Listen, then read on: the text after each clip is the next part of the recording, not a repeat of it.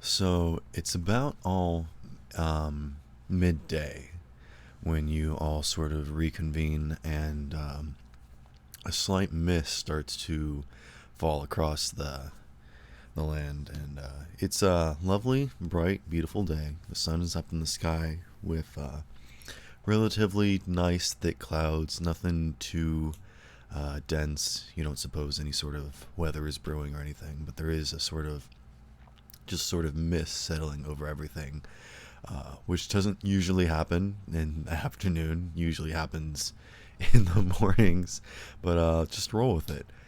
And as you all have reconvened after having sort of wild encounter with the slimes and taking them under your wing, you all start to head into the trader, where you meet this tall woman who, for all sense and purposes, seems to be a bit of a down to earth, rustic person.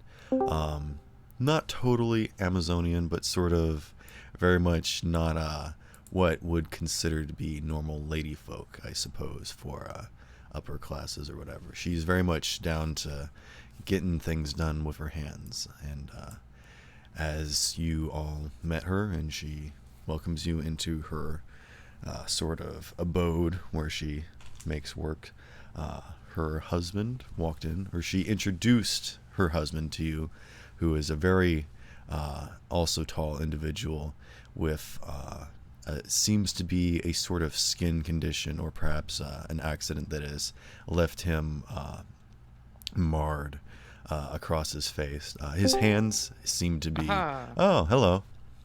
My restarting has worked. I had to restart Congrats. everything. I was just What? reintroducing everyone to the scene that was being portrayed, and reintroducing you to the two characters, Kirsten and Daniel Rathbone. Okay. And Daniel has a mess of black hair and seems to have a sort of changing of his skin across the right side of his face, with only seemingly his left eye and cheekbone, as well as the rest of his hairline up, seems to be unaffected by this change. But all along his right face and down across his mouth seems to be this sort of purple-esque sort of marring to his skin features, that leaves him with a rather sort of gaudy appearance, or not gaudy, gruesome appearance, excuse me. And there is the scene left before you. What would you all like to do?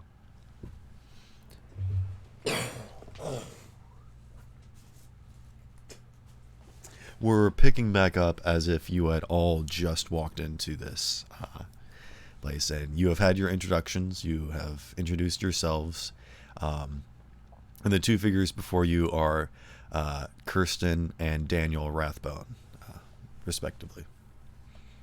Mm.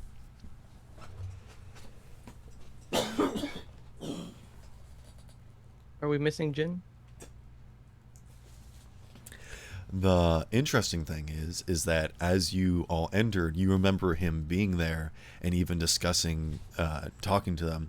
But as you sort of make your way into this place and look around, yeah, after a few moments, you realize that Jin is no longer with you. What? Where'd you go? Who knows? Oh, Mm. He probably went to somewhere dangerous again. Somewhere to get what? Somewhere dangerous again. Yes. As is his character. Unlike all of you.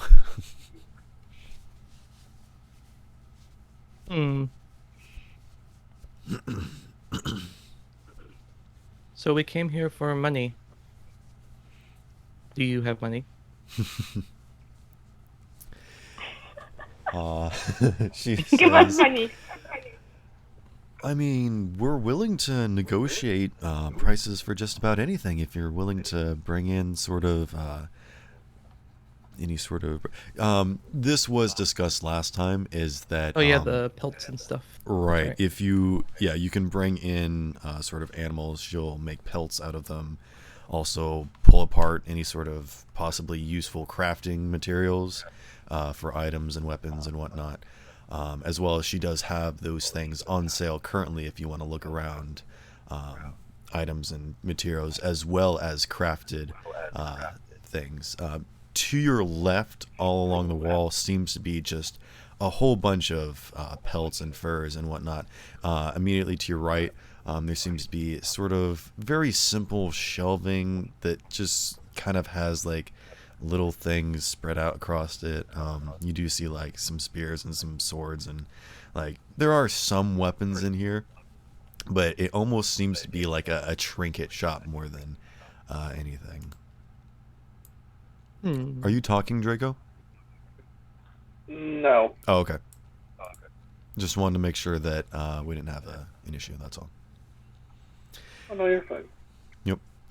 She did inform you that there are we are in null territory, so to speak, and there are roving sort of packs that sometimes get a little bit too strong and are pretty much allowed to be dealt with upon meeting them, and will not affect sort of the withstanding of the larger leader that they have sort of over the area. So if they attack you or you attack them, there's not really going to be sway one way or the other, any sort of the higher powers taking a stance, as it were. Hmm. So where should we go for to go hunt these things? The werewolves, wasn't it, or was it something wolves? Knolls, and they're to the east of here. You can actually see there's a bit of a ruins over there that they sort of hang out in, but they also do wander around in sort of the forest area ish too. So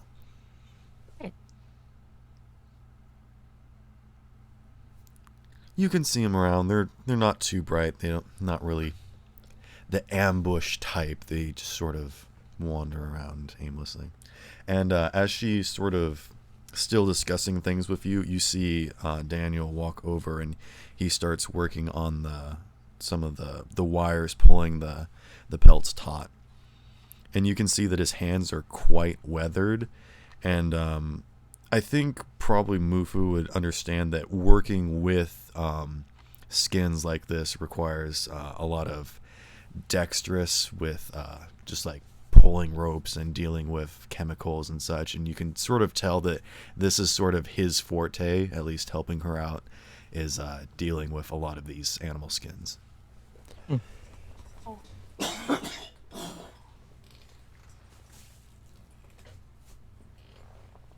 But yeah, you are all free to look about the shop if you are looking for anything specific or just sort of looking around. You can go ahead and roll a perception check or something. You already know what I'm looking for. Yeah. After taking a couple seconds looking around, Raxley walks over and hands her a fistful of cash and says, "I'll take your entire stock." What?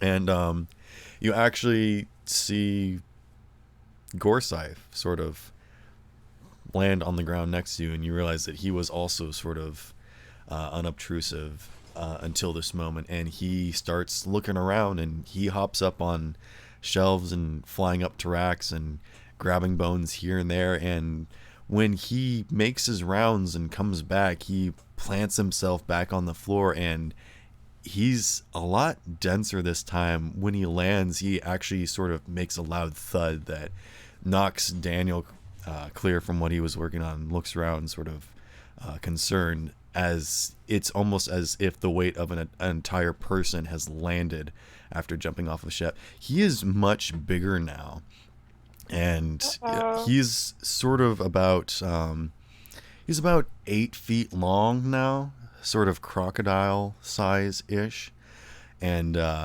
you all sort of start to realize that this creature now in front of you is no longer just this sort of small, unintimidating pet, but is now actually quite a figure to be in awe of, if not feared, as it could easily kill you without really much rhyme or reason.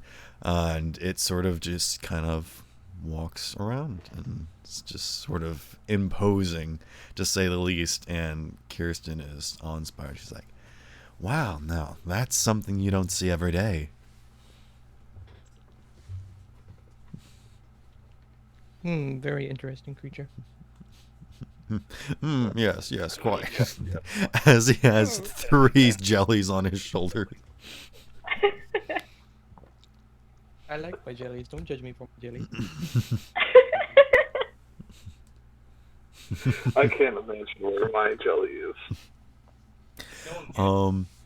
Actually, now that you're inside and not in the direct sun, you can actually see that he is sitting on top of Gorsythe and sort of kind of minding his own business. And then you see Gorsythe snap back in a very quick motion that you would not have expected for the size that he is now. And he catches the black creature in his mouth and gulps him down and spins him around through his rib cage and poops him out the other side. What? And the shadow creature looks unperturbed, but sort of like realizes that probably don't go riding on this creature again. He just pooped him out. You know, What? Unless he enjoyed it, he might do it again. Oh, Oh my god, okay.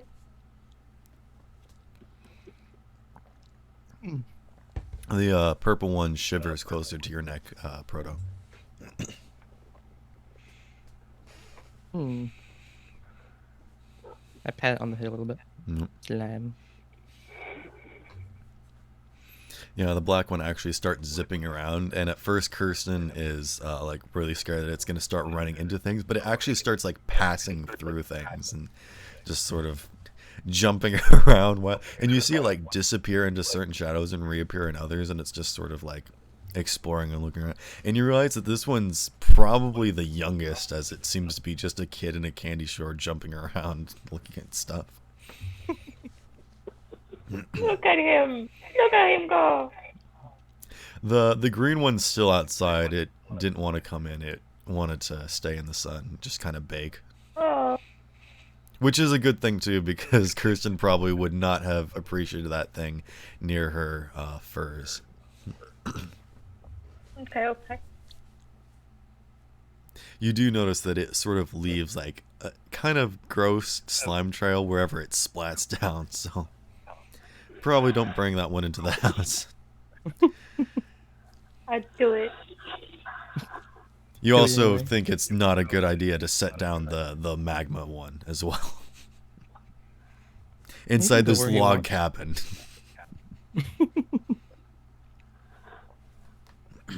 So, where should we find the gnolls? What direction should we head to go? And She catch said those they thingies? they were east, which if you go East. out the opposite entrance that you came in, you would easily see past the farmland.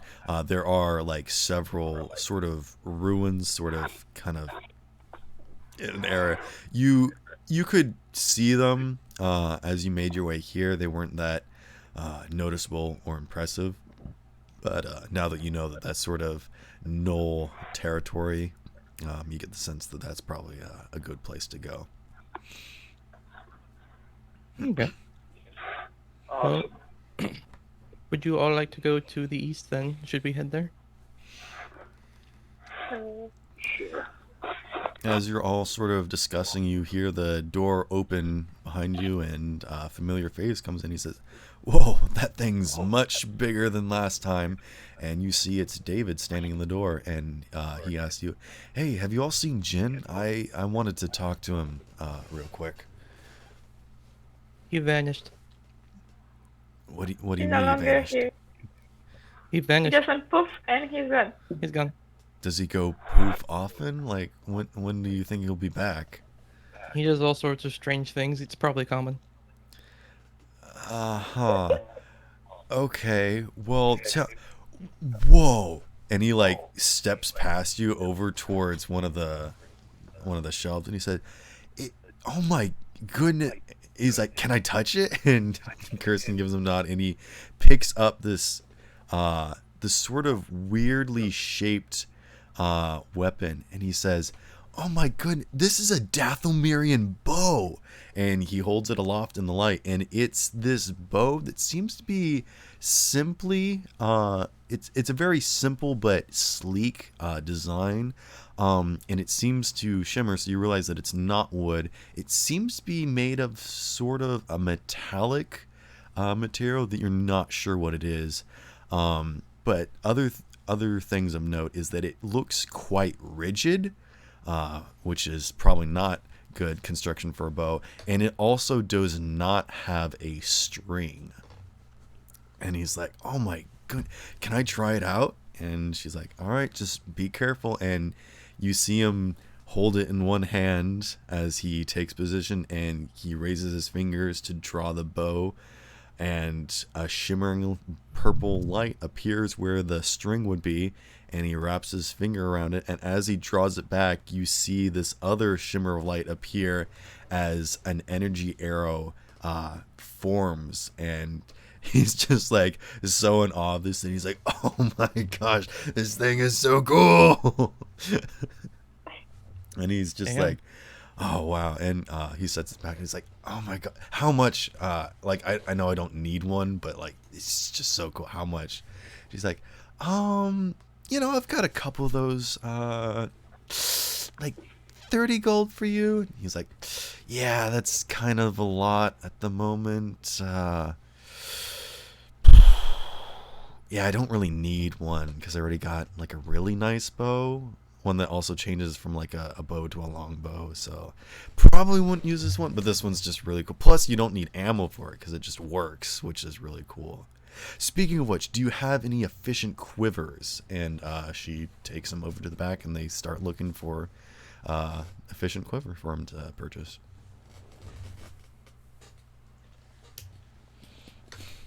He's excited. Yeah. So you all heading out, or Yeah, I think so. okay? Yep. Ready to go Um, fight some gnolls. As you head out, you see that Daniel steps forward as you all turn, and he says, "Just be careful out there. Okay. The It'll be fine. gnolls are Nothing bad ever happens to us. We'll be okay. just well, the thing. Gnolls are pretty tricky, so just don't let your guard down."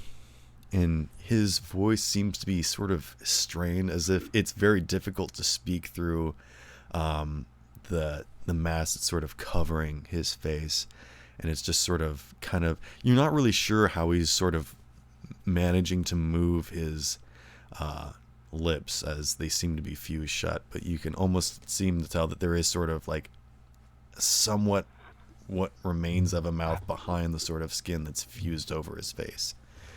And Creepy. yeah. As you head outside, you do see a few characters. You see that one dryad that you met named Sky, who is walking through the center of town out towards the east exit. You also see a small girl seemingly feeding some sort of pastry to some of the chickens. And you also what seems to be a sort of gangishly green cat hanging outside the inn. And those are really the only points of interest as sort of life continues as normal and people are milling about.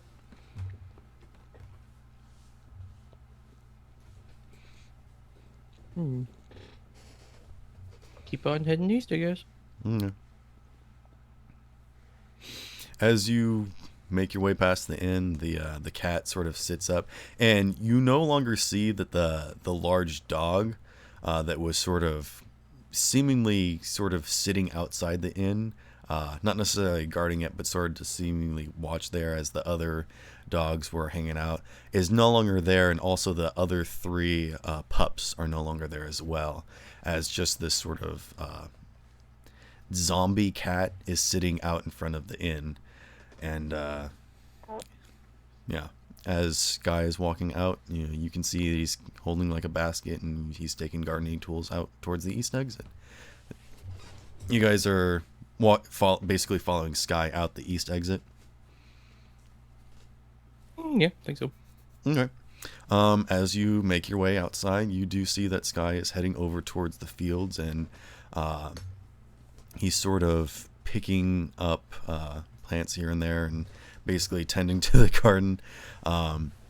There's seems to be just a bunch of different vegetables and such. There's like corn and carrots and like other things, and there's a path that sort of seems to lead around the field, but you could definitely walk straight through it if you wanted to head straight over towards the knoll territory.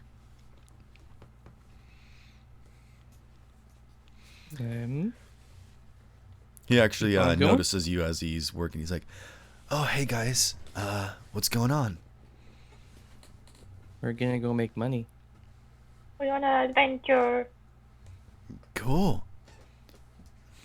Gonna kill some gnolls, apparently. He kind of doesn't respond, and he's like, "Okay, cool. Murder. Sounds fun." Yeah. All right. And he goes back to tending to the ground around him. Are you following the path that sort of takes you around the long way, or are you gonna walk through the pasture, so to speak? Are you gonna like take the shortcut across the planting strips or whatever? Or? Would you like to take the shortcut? Let's go. Shortcut okay. works for me. Yeah, you guys Shortcut. start walking through, and he smiles to you and waves, and you all get going. And as you make your way, you see that there's a what seems to be sort of a stump that's sort of in the middle of all of this area, and it's sort of surrounded by like this very poor sort of, not really barbed wire fence, but just sort of like sticks that's got like the spools of barbed wire around it, which really doesn't seem like it would deter anything, but it's just there for show.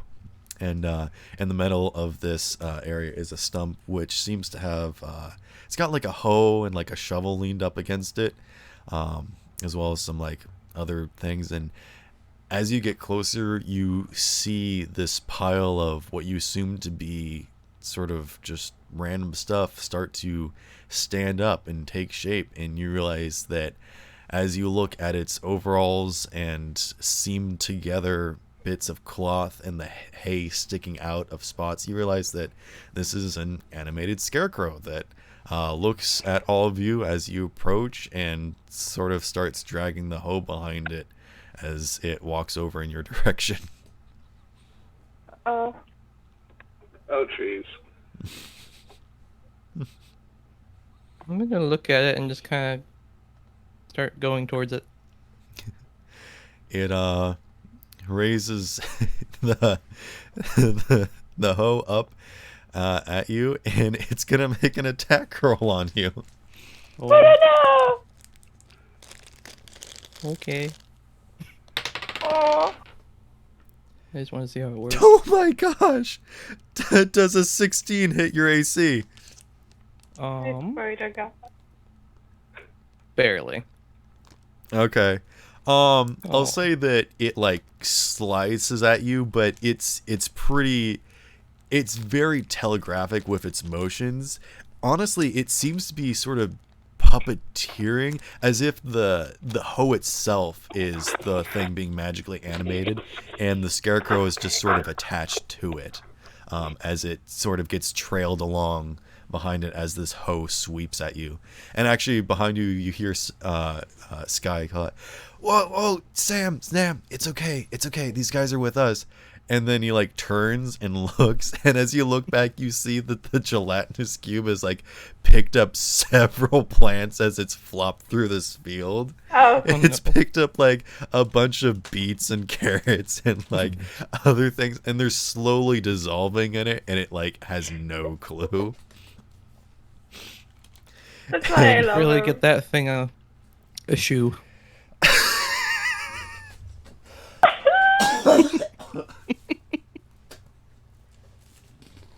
Yeah, Sam the Scarecrow seems to stand up and kind of drifts in the wind for a little bit, and seems to kind of turn its very poorly drawn face to look at all of you, and then sort of it kind of like waggles over to Sky, and their Sky is like,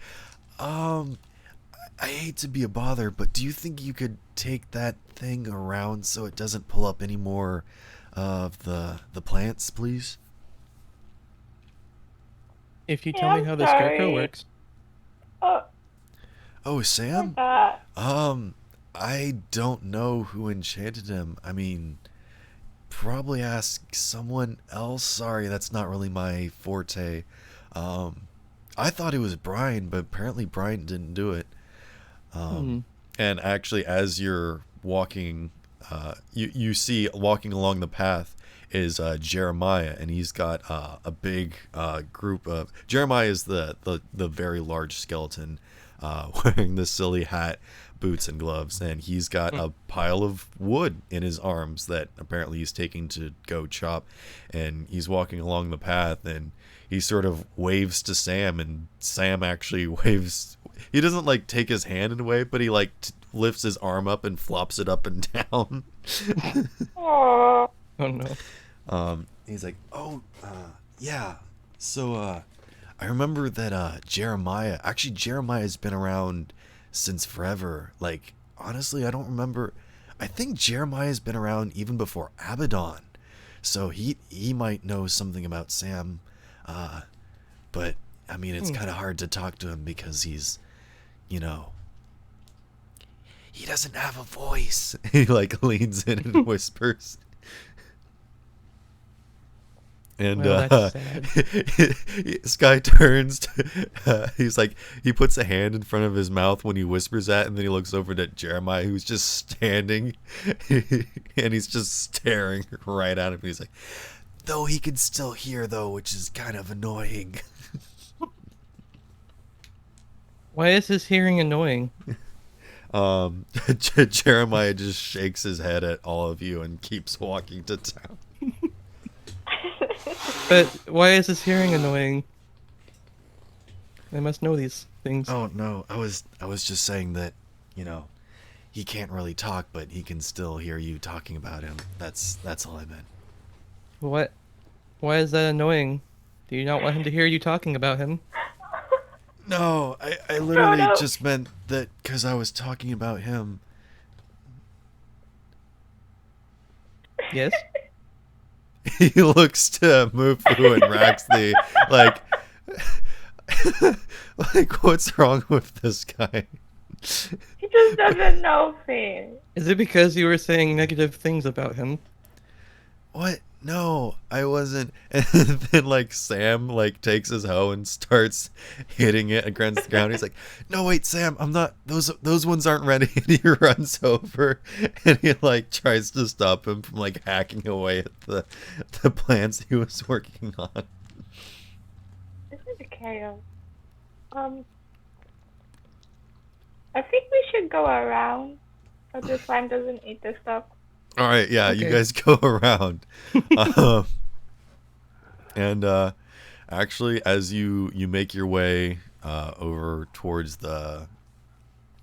these ruins, You see the sort of tall grass sort of fade away, and it goes back to sort of just rolling green plains, and these structures seem to stand up rather tall. Um, Imagine sort of like a not really Greco-Roman sort of, uh, but sort of just stone structures that seem to be kind of old and then just were abandoned.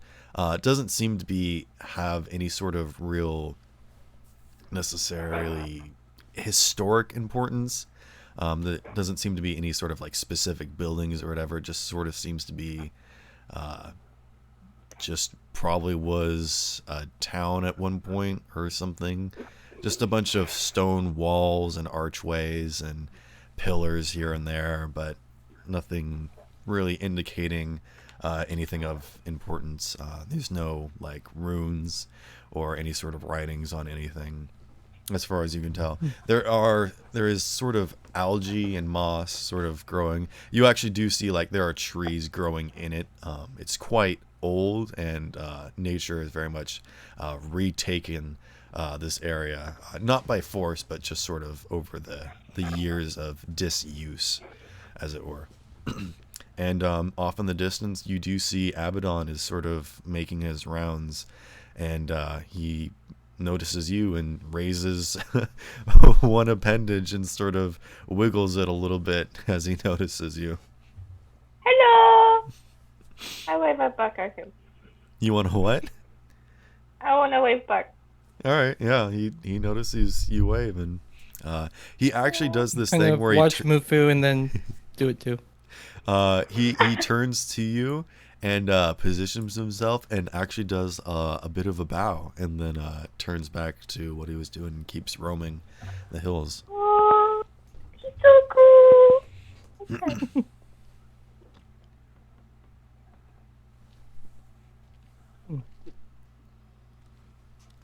There's lots of weird people here. Definitely. You say? Says you. I don't know. I'm not weird. What do you mean? I am not weird. I am You simple are the Warforged. weird one. Exactly. I'm like, Literally, you could Jester. say so. I don't want to judge them. Yeah, actually, before you even sort of enter, you can see that there are sort of large wolves standing on their hind legs, milling about. And they seem to have very crude weaponry. There's like spiked maces and like maybe like a spear or two, which just seems to be like a bit of wood, just sharpened. But yeah, they're just sort of milling about, and they don't notice you. You, do you believe that these are the gnolls we are to kill? Maybe? Should we ask them? I don't know if we should. I mean, they might know.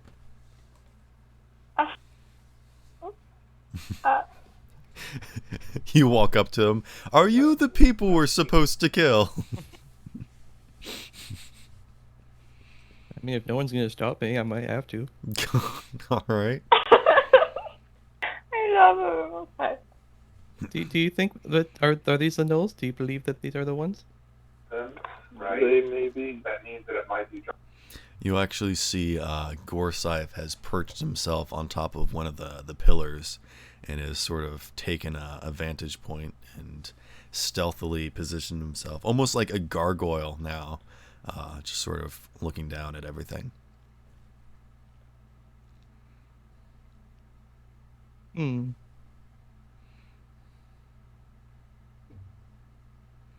How far away are they? I mean, that's up to you. How close have you guys gotten to the ruins? I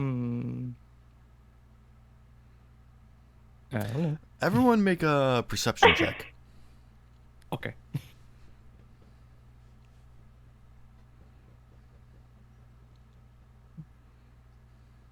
Three. Good job. Everything. You have not seen the gnolls yet. I got 16. 16, nice. 15. Okay.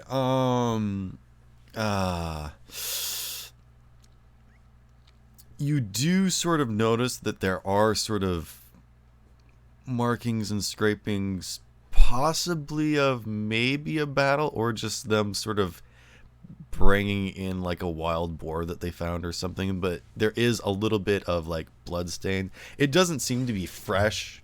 I mean, it's sort of old, but you can sort of tell that just from context clues, it seems to be sort of an entrance that they sort of come in, and you see that there are a couple gnolls. You see like two like now, just sort of at the entrance, or you basically you can tell that this is sort of an entrance, but nothing really anything else. Mufu, you do notice that Abaddon has retreated from his position and actually is making his way back towards town in a bit of a more hurried motion. Oh. Okay, so it might be them. It might be them, but I'm not sure. So don't listen to me. Mufu and Rex, they both notice that Abaddon is hurriedly making his way back towards town. We should probably kill them before somebody else comes and does it for us, and then we won't get paid. I think he's going to take our money. Yeah, that's what I'm thinking. It also could be a sign of worrying events that could happen. Yeah, he might be scared. I don't know.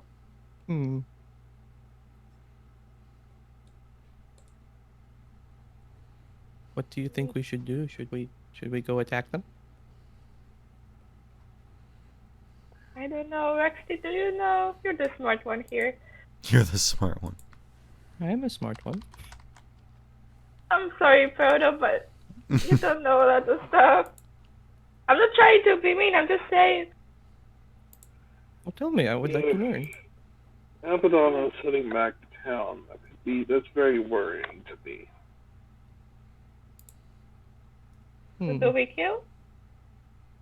Should we wait then, or follow him?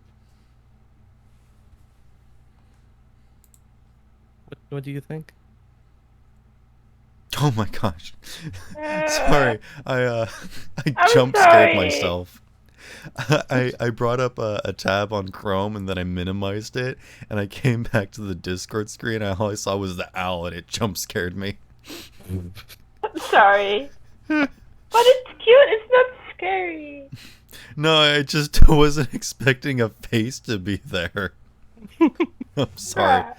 So you guys are heading back towards town? Is that what's happening? What do you all want to do? That's Do we kind want of to what I like want to do. secret and check it out?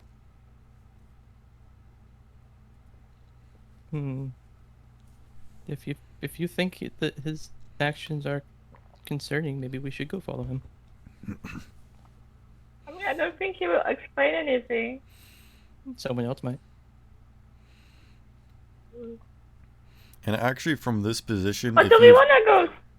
if you've all pointed out, at least to Proto, that Abaddon has made his way back towards town, you can actually see him from this distance. He is sort of hanging around the outside. He doesn't seem to be able to get inside the fence. He's kind of too large.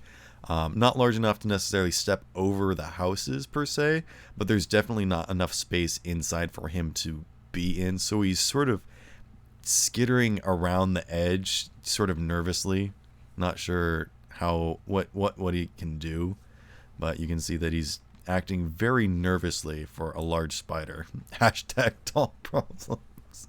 Yeah. How many gnolls are there?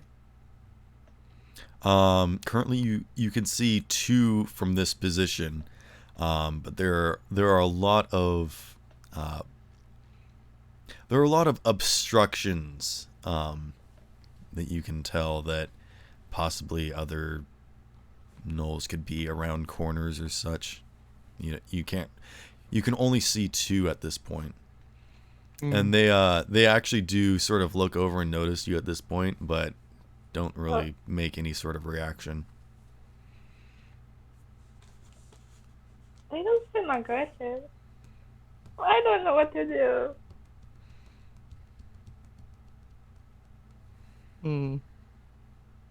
Should we acquire more information? Probably. I don't want to attack random people. I'm gonna call out to the gnolls. Hello, are you the gnolls? Oh my god. You How is hear it them supposed to peek their kill head, and you actually see like their ears like peek up as they like hear you call out to them, and one of them calls back to you. I think that's a yes. Do you speak something else? They kind of look at each other, and one of them takes their spiked mace and kind of slams it to the ground and is getting a little agitated and sort of walking in place and just starts sort of pacing a little bit. Okay, thank you. I guess not. We should probably go. Yeah, probably. They don't like us. We have met the gnolls, and they do not seem to speak English. More than likely, we're gonna have to deal with them anyway. What's that? We'll need to deal with them later, but I'm not so certain what's going on with our spider friend. We should go. We should probably go see what he's doing. Let's go calm him down. You guys are heading back to town. Yeah, we'll go find the spider. Yeah. As you make your way back, it's not that far to walk. You maybe walked maybe a mile or two, possibly.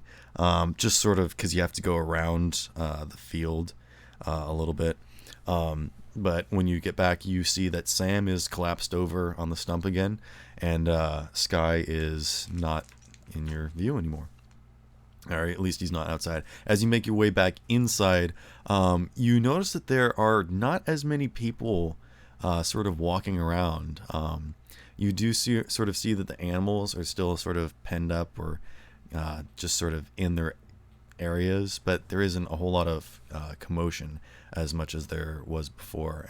You don't see any sort of small children playing or walking around, or you don't see any parents sort of milling about or whatnot. You do still see that sort of zombie cat is just sort of sitting in front of the inn, and that's really all that you really see at this point. He ate them. Actually, at this point, you do notice that over on the notice board, there is the notice board is immediately to your right as you walk back in this entrance, and you see that there are different parchments and paper of varying quality with things written on them. But now you do notice, you probably noticed it as you exited, and I probably should have pointed this out. There is off in the bottom right corner what seems to be a tablet. Seems to be made of stone, and it has glowing runes on it, and it sort of brings up a holographic display of information to read, and that's sort of the only thing that really catches your attention, is this sort of like magical display. But other than that, nothing of interest. You do see Abaddon, just because he peeks up the top of the houses from time to time, just his fluffy, massive size, sort of skidding around on the outside. And he's sort of like circling the town, like very closely. He's so cute. Oh. Let's check out the thingy. The magic stump. The thingy. Okay. I forgot how it's called already. What are you checking out? The magic. The what? I don't know what it is. The magic thing, the hologram. The thingy. It's a thingy. I forgot how it's called. The tablet? Or the inn? Yeah. Oh, okay. Yeah, there are several notices on the notice board.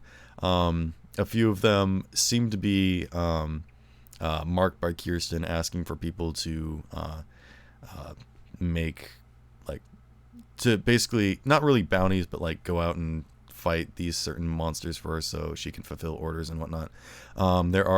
There's like a little one written in crayon that's like asking for candy. You can sort of tell that this is pretty much anyone can post up here. Aw. There's one that's telling like a missing child. But the stone tablet one with the sort of holographic rune display seems to be quite of interest, especially to you, Proto, because it is titled Karazhan, which is what you know to be where Reardon's stuff was heading. And actually, as you read through it, it seems to be that they are quite concerned because one of its packages was not delivered, and everyone is looking for a mechanical construct, seems to be warforged in description, wearing robes, and it's basically describing you, was not delivered properly to Karazhan. He's not a delivery. Yeah, well, he's Sure. technically of Reardon property, and I don't think they got the notice that Reardon is dead I mean, either. So, Oh. I don't know. yeah. I point at that one. Do you think we should fulfill that quest order? Yeah, you can go ahead and pick it up and actually even add it to your inventory if you want to just take it. It's Sure. about a foot tall, a little bit less wide. It just seems to be a stone tablet. But it has a cool little rune markings on it that make a holographic display that you can scroll through and read. Fancy. You're I'm gonna gonna take take it? I'm gonna take the whole thing. Why not? Yeah, you take the whole tablet. This is cool. I need more. I shall make another one. Stick, tablet, unga.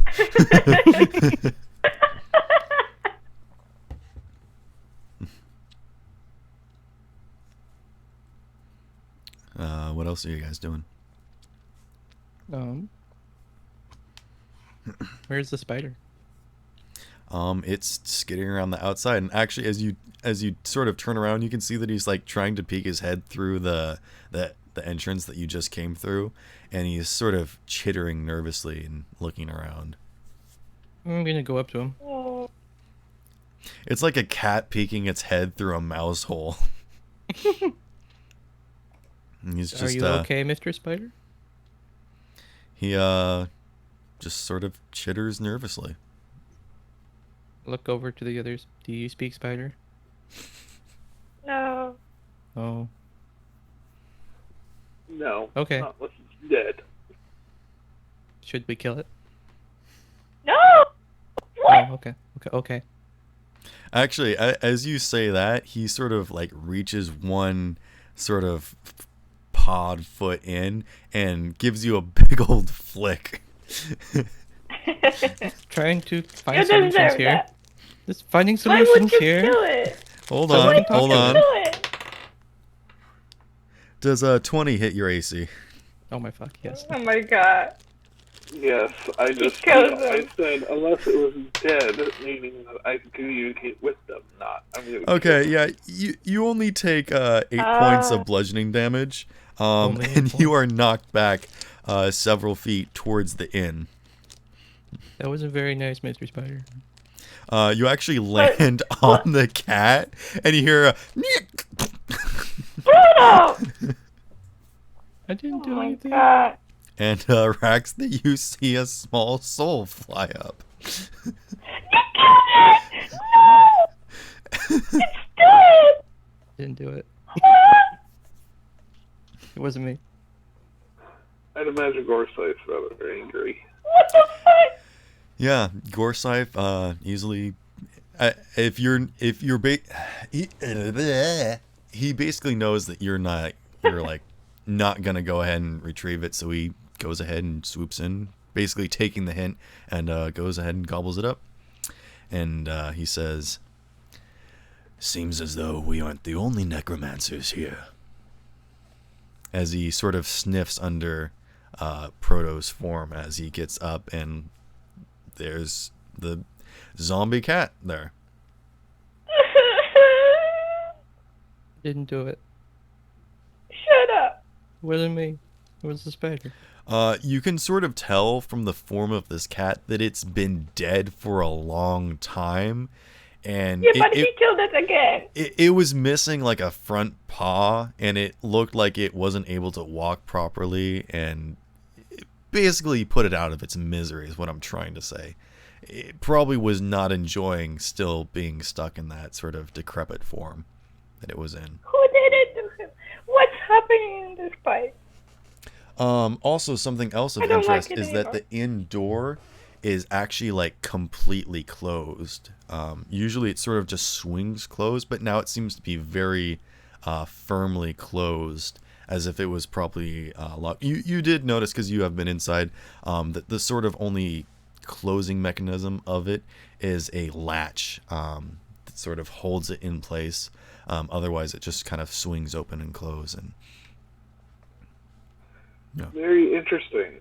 I shall have to I check think what's people are going on with scared that. of something.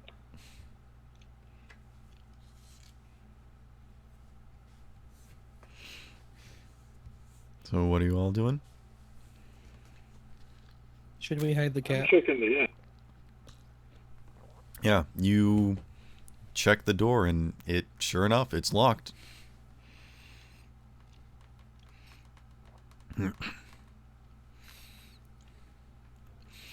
And actually, Weird. as you check the door, you turn to Gorsythe, and you actually catch a glimpse of his tail as he jumps up onto the roof and heads in through one of the windows. Up. We open the door. Do you wait? Are we hitting another 007 course side? You do. Wait, what are you doing? I was gonna say, are we having another 00 course side moment?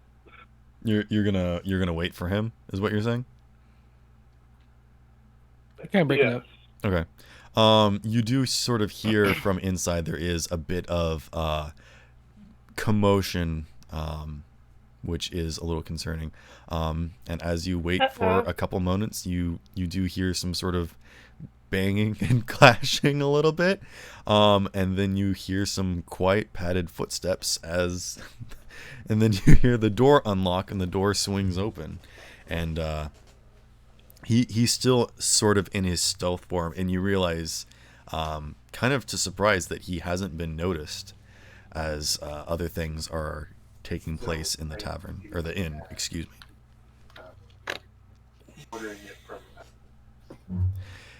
And as he opens the door, he says, "This should be interesting." Oh. And he sits down and gestures with his head for you guys to come in. Let's go in. All right. As you enter, you see a bit of a weird scene. You see Tion sort of backed up into a corner by several other zombie kittens, and she seems to be sort of cowering a little bit.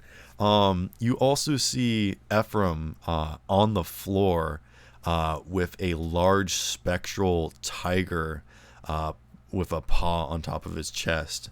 And there are other sort of zombie cats around, and you see sort of in the center of a room a very slender figure with pink hair that comes out and forms into ponytails with ribbons tied and a frilly little dress.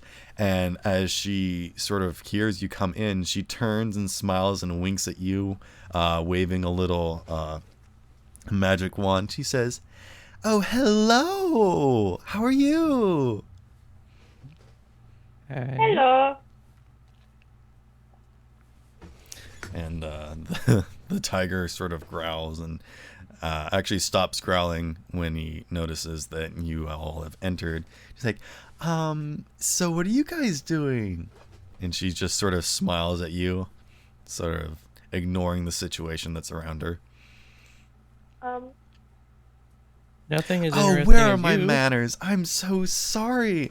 My name's Belana Daphne, and I'm here to bring cats to everyone. And she like jumps up on her heels a little bit, and she does the little the paw thing with the to the left and then to the right and then in front of her face, and then she opens it again, and she says, "Yeah." We should go. What? We should go. We should go. Run. I actually need everyone to make a Constitution saving throw, except for Oh Proto, my god. as you are all feel sick to your stomach after watching her do that.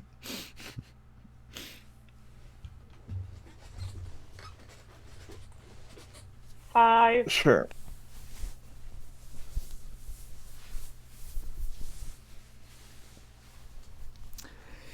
Yeah.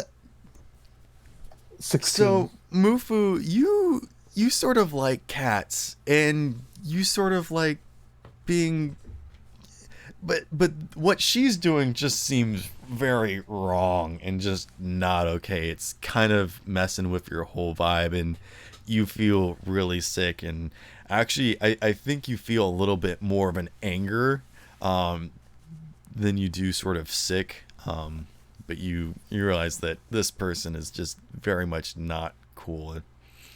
Yeah, Rexley, you're fine. I don't like her. should go. I'm sorry. Well, I didn't ask your opinion. And she flicks But I said her it wand, anyway. and one of the zombie cats attacks you. What? I don't want to kill a cat. I need everyone to roll initiative. Oh my god. Her class is a necromancer, by the way. Oh my fucking god. Shut up. You're banned. No. Banned. New DM. New DM. Oh god. Okay, you know what? That's it. No, I'm just I kidding. can't deal with necromancers. All right, I do gotta go pee real quick. Fucking Nicholas.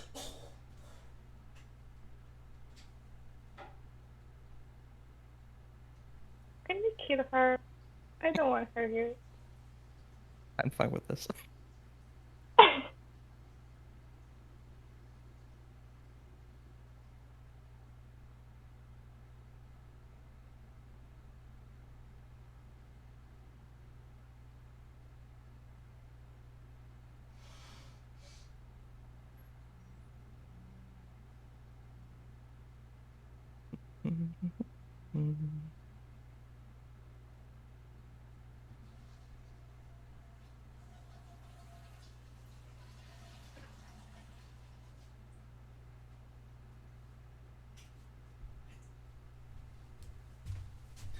Oh my gosh, I'm so sorry. It just made me laugh so hard. I had to pee. Okay. So what's everyone's initiative roll? 7 or 8, sorry.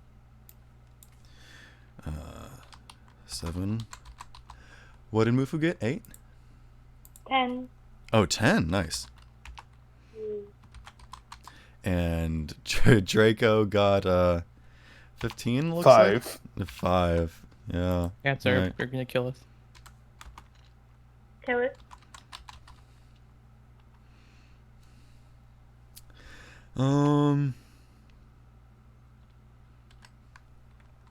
Let's see.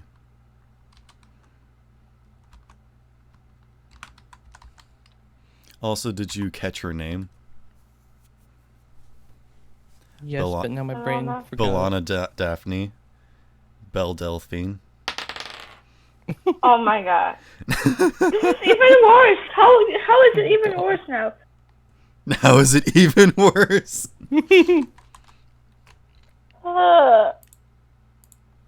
Just get this guy die. This person needs to die. It's the only safe. The world needs it. We'll be heroes.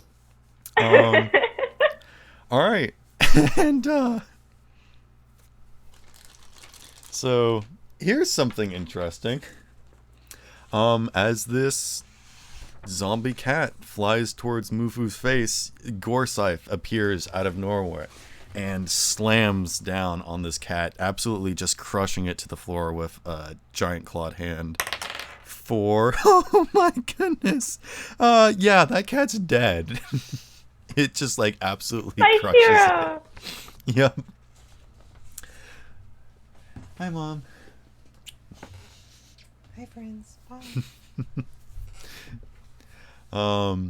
Yeah, so Gorsythe absolutely crushes that zombie for you. And he just sort of then sits down and curls his tail around himself as if like, come at me sort of position. And it is now Mufu's turn. Can I send my slime at them? Just go eat the cat. Yeah, absolutely. As an action, or no, not even as an action, as a free action, you can communicate to your slime. Okay, so I'll do that and...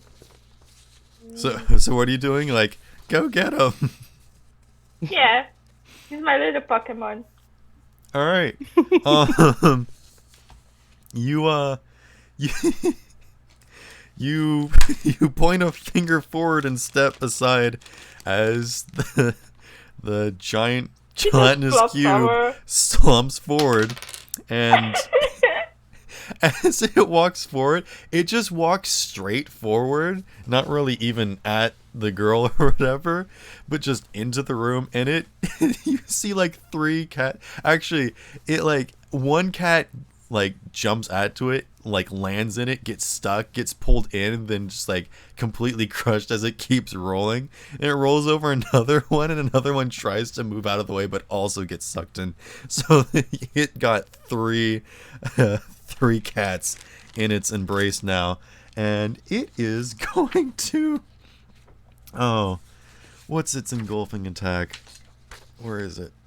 Where is he? There he is. That is... Okay. What's the D6? Oh my gosh. That was a 5 and a 6. Plus... Yeah, you instantly see those cats just turn to skeletons. Just pretty much instantly. And, Good job, Fluffy. Yeah, meanwhile, all these souls are just kind of flying up into the air and instantly going into Roxy's scythe, so... it is now Proto's turn. How many cats are left? What'd you say? How many cats are left? There's 5 holding Tion captive in the corner.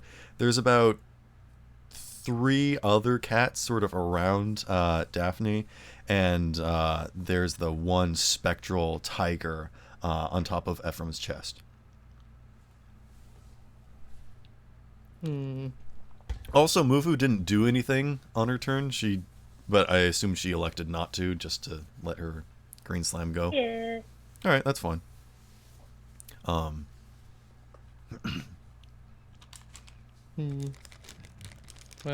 But yeah, actually, I should probably roll initiative for the slimes. Rather than making them a free action. Because that means that Proto gets like 7 actions. well, usually for like things like that, they use a bonus action to command it, That's true.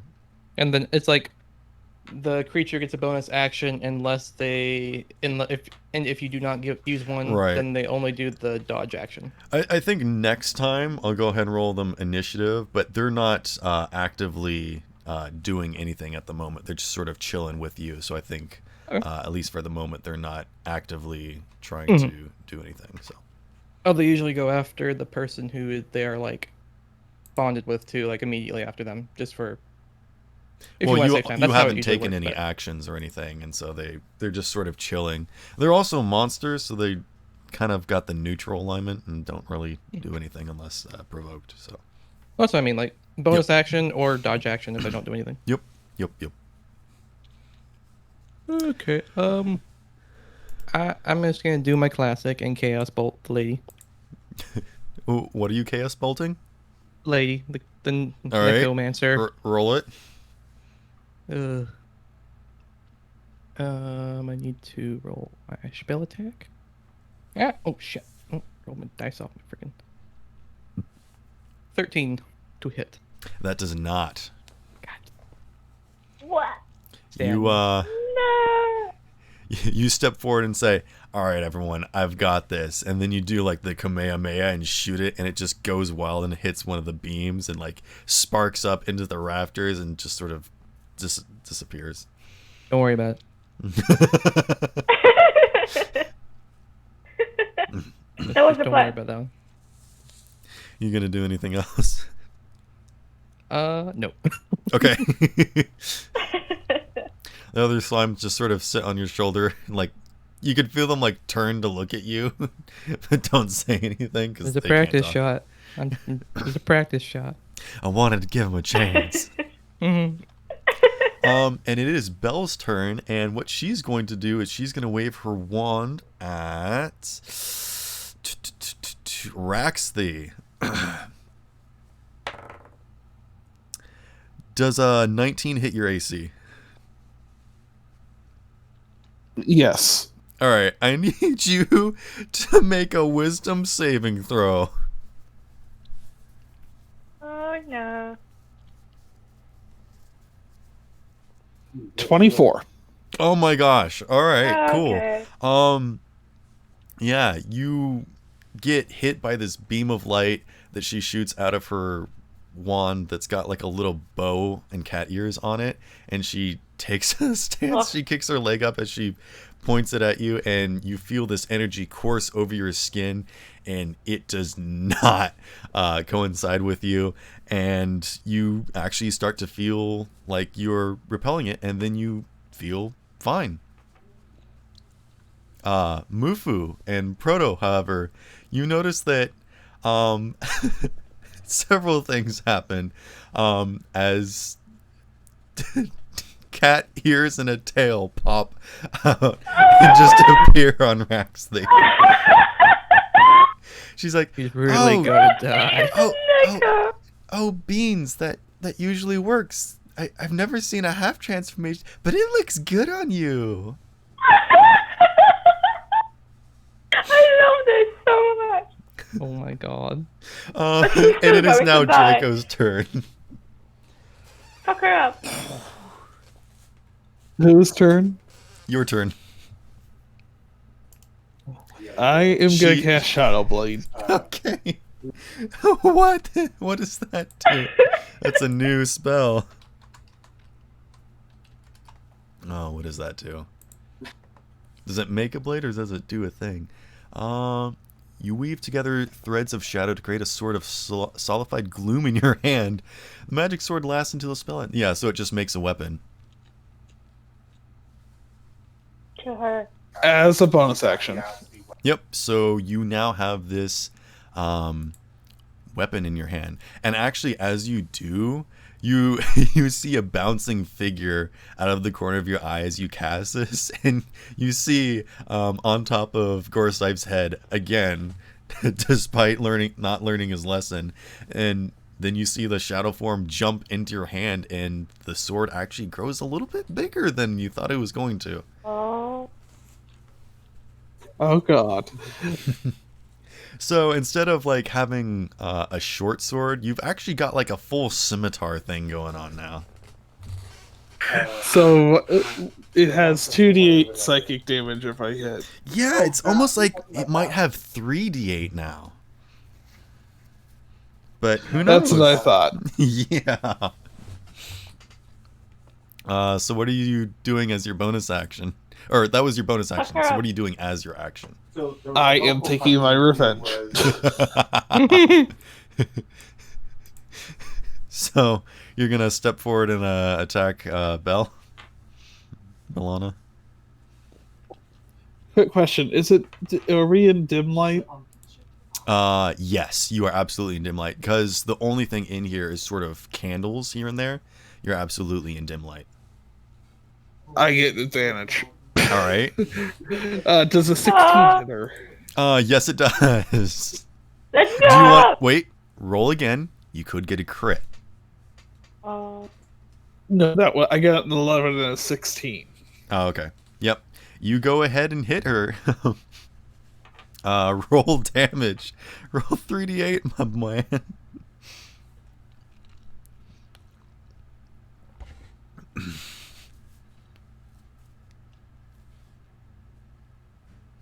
$17. 17 damage. Okay. 17 psychic. All right. So, as she casts this spell on Draco, you see this sort of change in his eyes, and he takes a slow, deep breath, and then, as a mature adult, he casts this shadowy blade and then steps forward and slashes her right across the chest, and it absolutely rips her clothes, and you can see she is absolutely just explodes with blood. You can tell that she is not meant to take this sort of combat, and she actually like buckles and falls backwards and stumbles over a table and flips over. And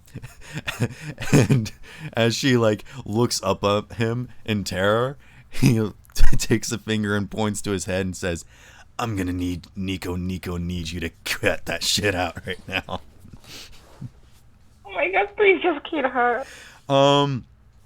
And as you do, it is the Astral Tiger's turn now, and it is going to step off of Ephraim and turn and attack Draco. I was gonna say, does Gorsath get a turn on my turn or a separate turn? He rolled his own initiative, so he went first.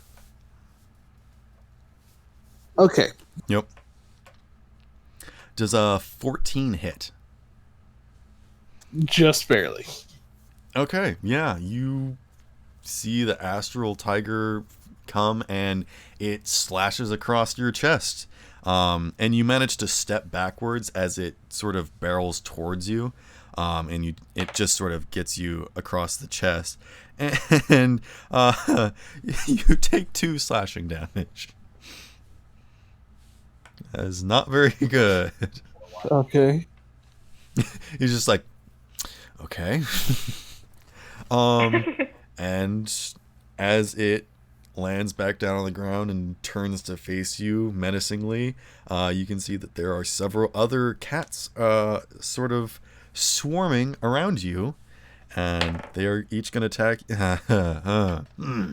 That does not hit your AC. I think you automatically just sort of dodge and weave these things. You've been around undead creatures before that you can sort of tell how they move, and you can easily dodge as the 3 other cats, and actually a 4th one jumps off of the stairs that you hadn't seen before, and it actually just lands on its face on top of a table in front of you. And we are back at the top of the order. It is Gorsife's turn, and he's just gonna sit around or he's gonna keep sitting and just sort of look around, sort of not at all perturbed or concerned about the situation. Unless you want to call to him or something. I'll call to him. All right. What do you want him to do? Start attacking the tiger. He looks at you, looks at the tiger, and you almost see him sort of blink as sort of the ghoulish flames around his skull sort of move a little bit.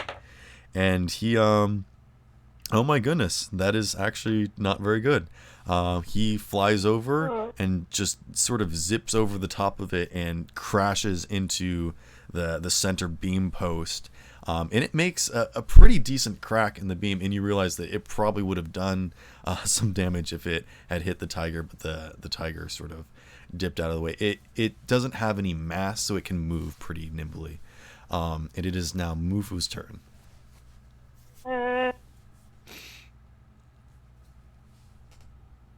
How far am I from the tiger? Or You the what? woman? How far am I from the woman? I just want to say her. I'm sorry, I can't really How far? understand. It's okay. How far away is she? The girl? She's pretty much on the far side of the inn at this point, and you're still near the entrance. There's a lot of stuff in between you and her. Uh, A lot of obstructions, like tables, and she's prone on the ground. I want to go over to her. You're gonna go over? Yep. All right. Yeah, I'll say that for ease of access, you could walk between Draco and Gorsythe, so that basically Draco is blocking the cats from you, and Gorsythe is blocking the astral tiger from you. So you do not provoke an opportunity attack, and you can walk down the center. And actually, the green slime sort of falls in the step behind you as you walk over to the girl. What do you want to do? That was your movement. I want to talk to her. So, could you stop those cats from doing whatever they're doing? Or I just She's like bent over, clutching at her chest, and she's breathing heavily. You can see that she's like actually sweating. She looks actually quite ugly right now because she's probably never experienced something like this before. Her makeup is absolutely ruined. good. And she is just barely clutching on to life right now. And she just sort of stares up at you, and like she has no words. I mean, I could help you. You don't have to die, but if you wanna, you could just stop them. I could help you. You don't have to die, or you can just die. You know, I don't think it's that hard to understand. Tiana's still just like absolutely frozen in fear in the corner nearby. You'll be fine.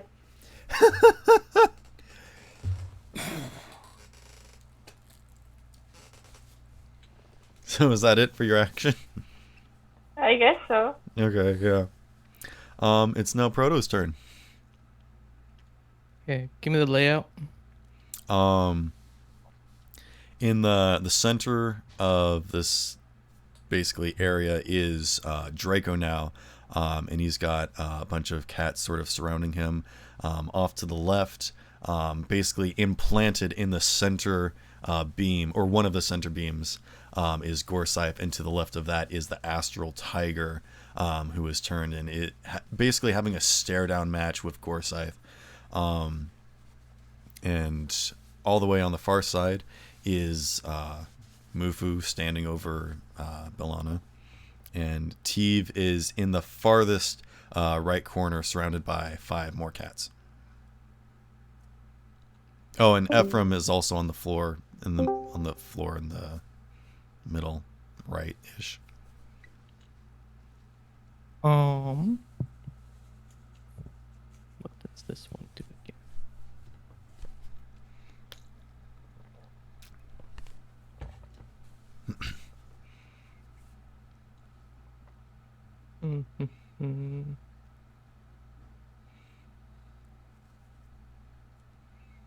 I'm gonna go try to attack the 5 cats surrounding the guy. Surrounding Tion in the corner. Yeah. Yeah. Yep. You don't even have to move from the doorway. I'm sure you can cast a spell from here. But if you would like a clear shot or something, I don't know. I'm gonna use my hammer because apparently my spells aren't working good. You're gonna use your hammer? Okay. Just gonna play Whack-A-Cat real quick. All right. Cool. Whack-A-Cat. Yeah. Yeah. You step through the throng of people as they sort of stare down their opponents, and you walk over to Tion in the corner, and the cats.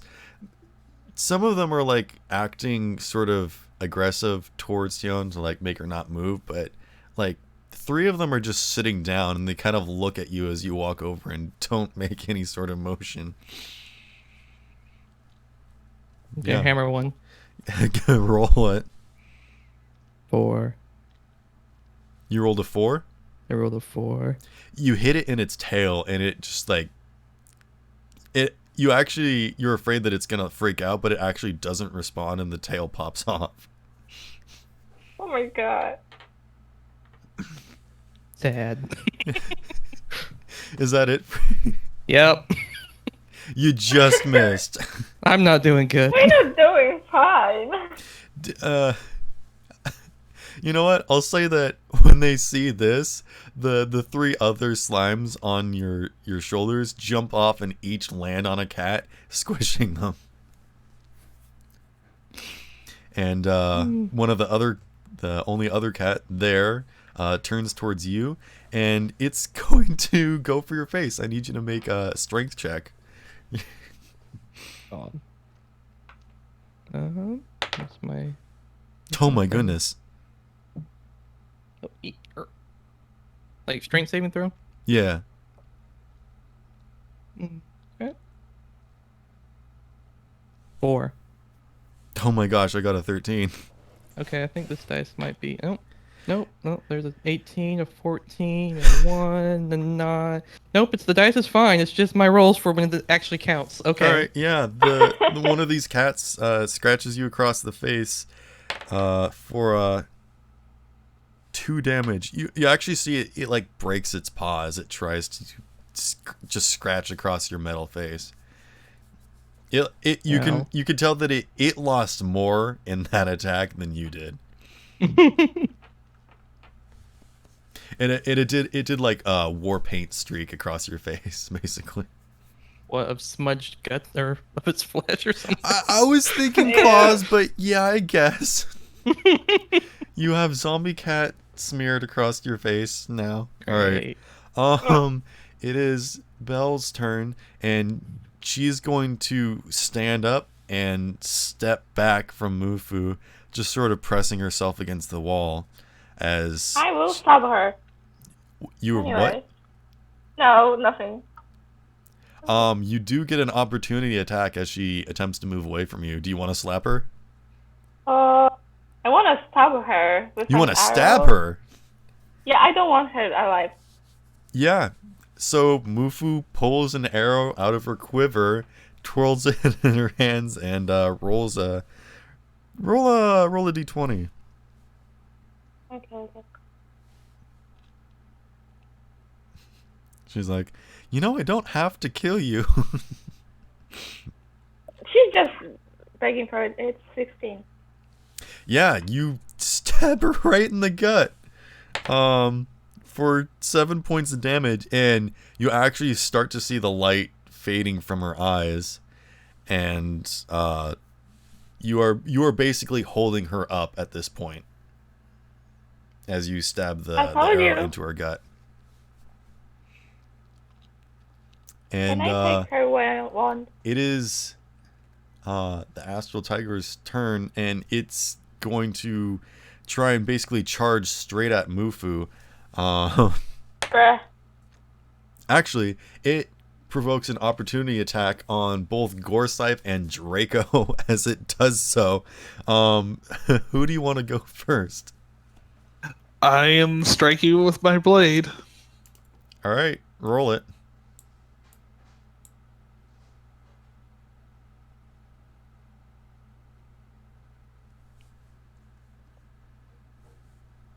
Does a 13 hit? It does. As you extend your blade out and you're actually readying an attack, and you feel as though you hadn't even really hit it yet, but as soon as it just sort of touches the blade, it poofs and disappears, and you sort of realize, sort of with a start, that you should have been smarter than this, but it almost took the appearance, at least the spell is similar to that of Find Familiar. And you realize that it didn't have hardly any hit points. Yeah, because I dealt 18 damage. Yeah, you didn't even need to roll damage for that. It just instantly poofs and disappears. And you can actually see Belle's eyes start to tear up. And she says, "Nobliss, no. And then you see this just disgustingly gross hand protrude through the wall behind her, and it wraps itself around her, and it pulls her up against the wall and drags her around. This arm just absolutely like tearing through the wood, and then it pulls and it breaks her neck and then keeps pulling, and she snaps in half as she's pulled through the wall, as this arm just absolutely renders her from the room, and then she's gone. And there is still like fragments of her cute little outfit like stuck to the wall, as well as blood dripping from the broken wood. And Mufu, through the small holes that you can see, there is a very large, imposing form just sort of hunched over her body, and you can hear it making terrible sloughing sounds. And it's absolutely crunching down on her bones and slurping up her form as it consumes her on the other side of this wall. This is supposed to be terrifying. No, it's fine. It's fine. Man, I had this plan for so long, and I figured, is this too scary for you guys? Nope, you guys are fine. And you see the rest of the zombie cats just fall over, and their souls fly up. And Gorsythe isn't even interested. He just sort of sits back down on the ground as all the souls fly into Raxley's scythe. And how long do you have that Dark Blade for? Concentration up to a minute. Yeah, so you still have it.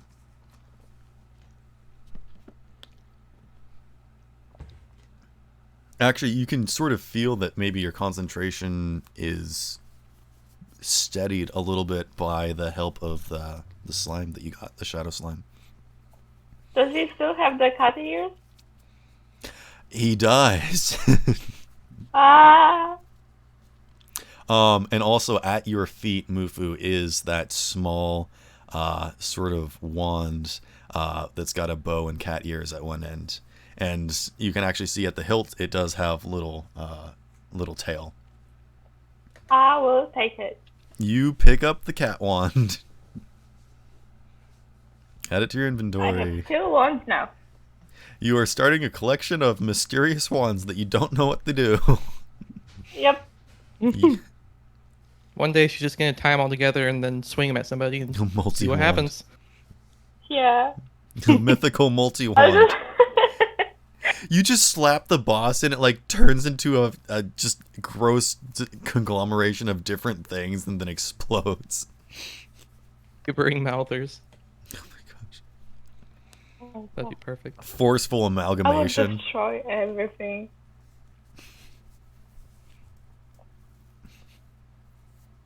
Here we Yeah, go. you are out of combat at the moment. And oh my goodness, no. That's what you is fought on going the with boat. This giant creature. Pretty much.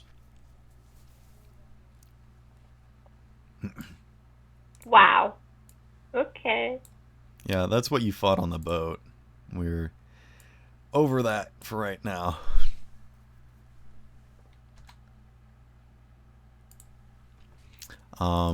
You are out of initiative right now.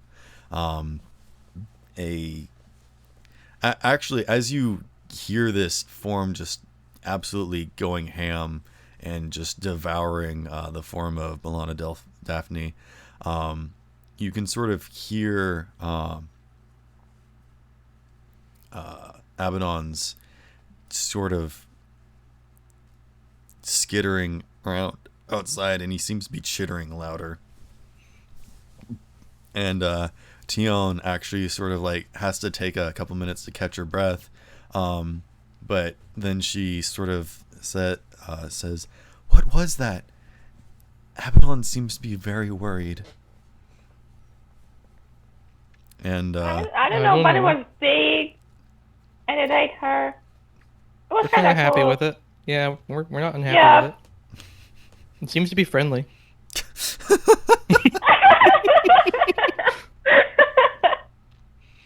a Ephraim friend. slowly stands up using a chair to right himself, and he says, "Oh, those young kids these days." And he Are you like shakes his okay? fist a little bit. He wipes his face and says, "I'm fine." And he upon seeing you, he actually kind of smiles. No. That's good. You know, you remind me of my daughter. And he looks off a little bit, and you actually see his face get a little bit sad again. And then you hear the figure outside finish its meal, and then it begins trudging off. It left. See, it's fine. It's Bye, nice. friend. Bye, friend. Until we see each other again. And then you hear a no, no, no, Oh, as it starts eating another person outside. Maybe not, friend. maybe One they wasn't enough for deserve you? Who did it eat? Can we see who it ate? No, it's outside. I don't know. Is there Can you window or see through something? walls? I didn't know if there was a window or something. I don't know. No, there are no windows. Oh, The only it's a windows are creepy Let's upstairs. make a window. I peek outside and look to see who it ate. So you guys are going outside. It's I'll on go the peek at it. back side of the inn, so you're gonna have to circle around.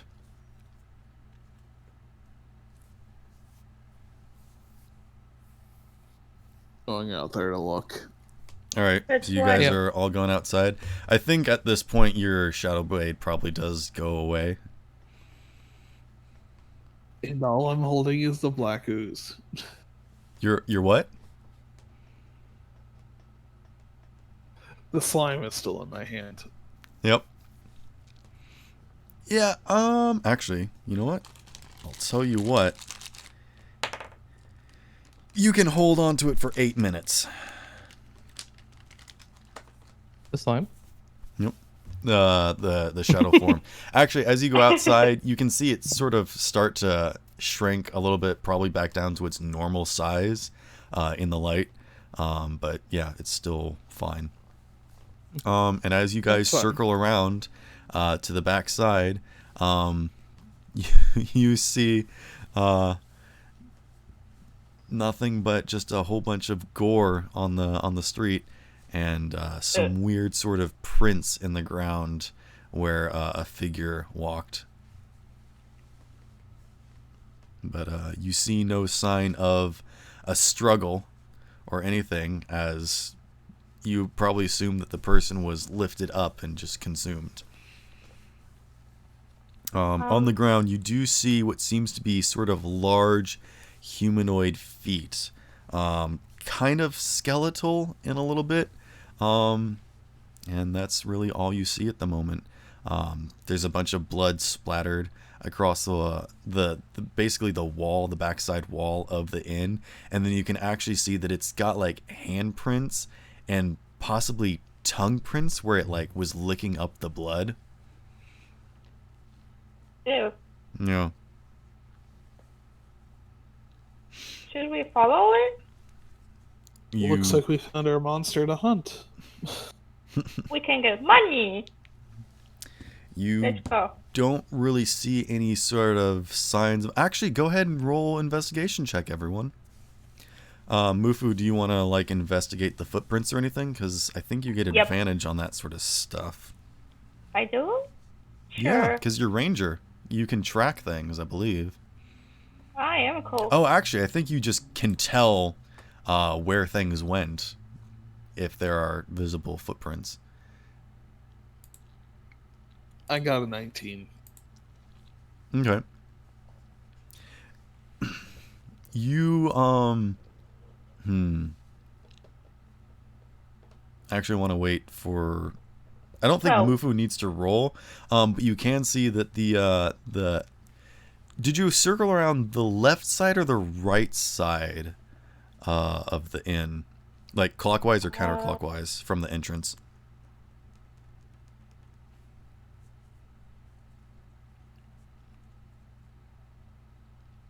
I assumed you went counterclockwise because that's where it seemed to be, is over towards that side.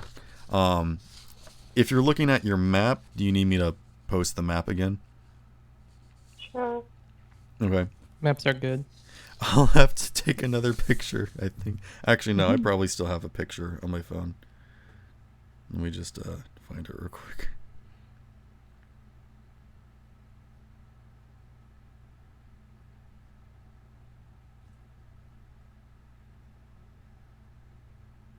Yeah, here it is.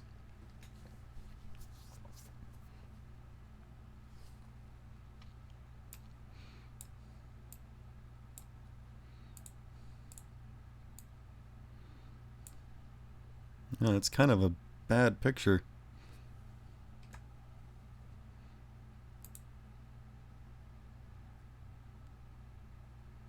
Here, let me try taking another picture. Real quick.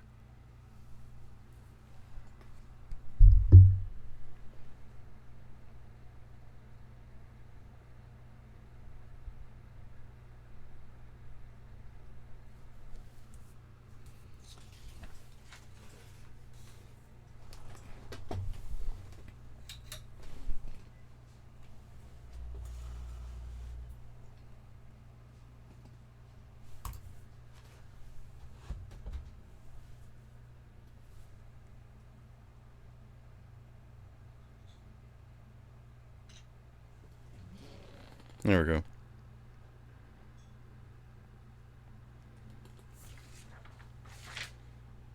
Yeah, that's a decent picture.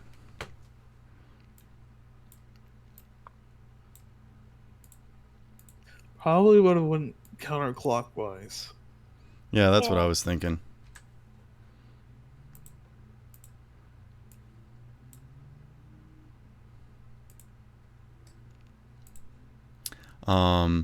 Yeah, so as you go counterclockwise around the inn, basically past the hot springs or whatever,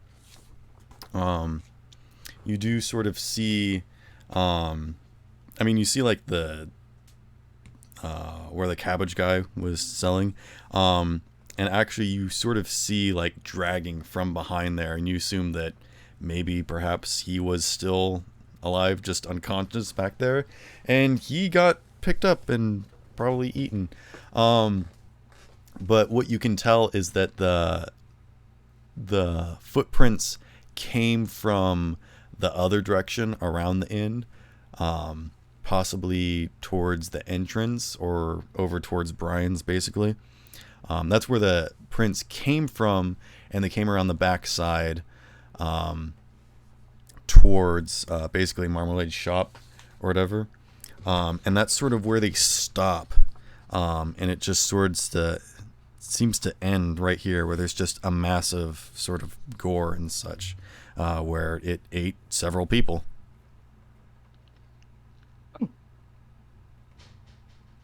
And you sort of basically lose the footprints.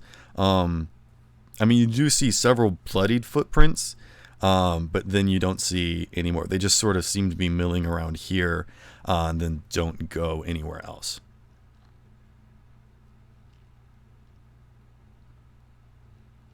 And then you... Will we be following this?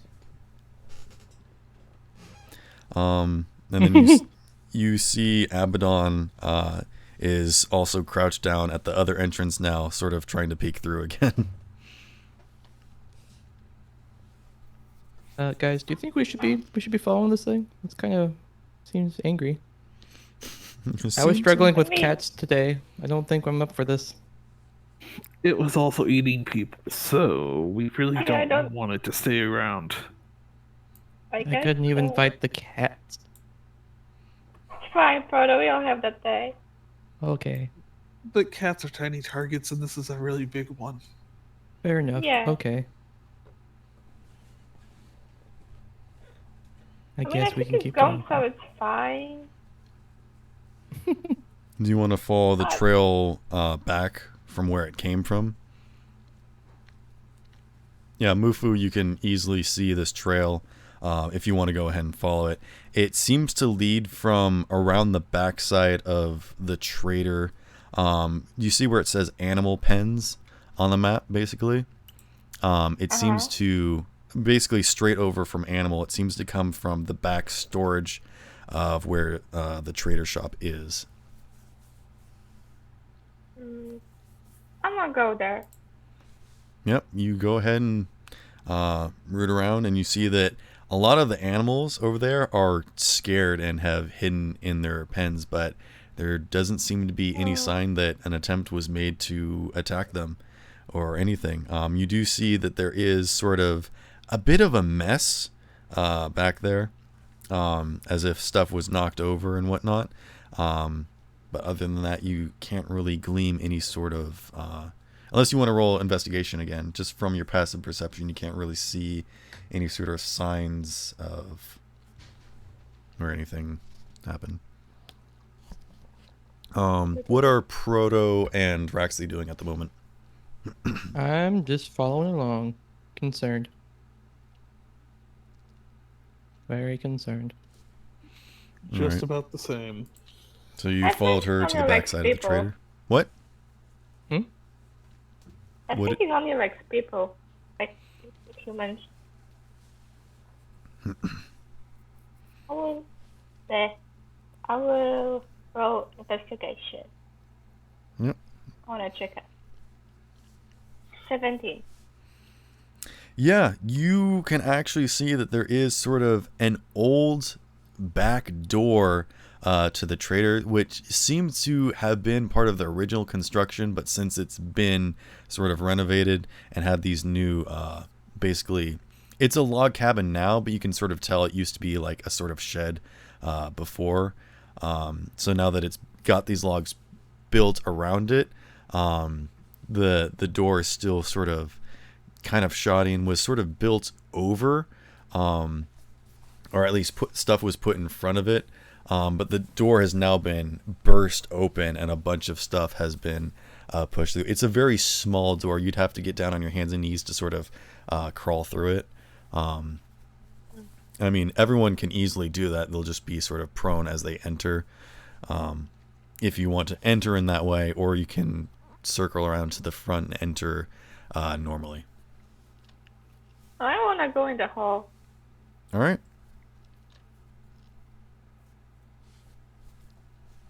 I'll go around to the front. All right. Do you are you just going in straight away, Mufu? Yep. It is quite dark in there and dusty, and you can't really seem to see much of anything. Actually, you do have dark vision. Actually, so never mind. Yep.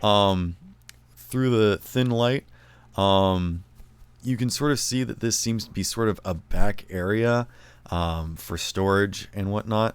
And there are a few interesting objects sort of on shelves, sort of in protective containers. And you can sort of tell that this is where she probably stores some of the more finer things or more dangerous items, possibly.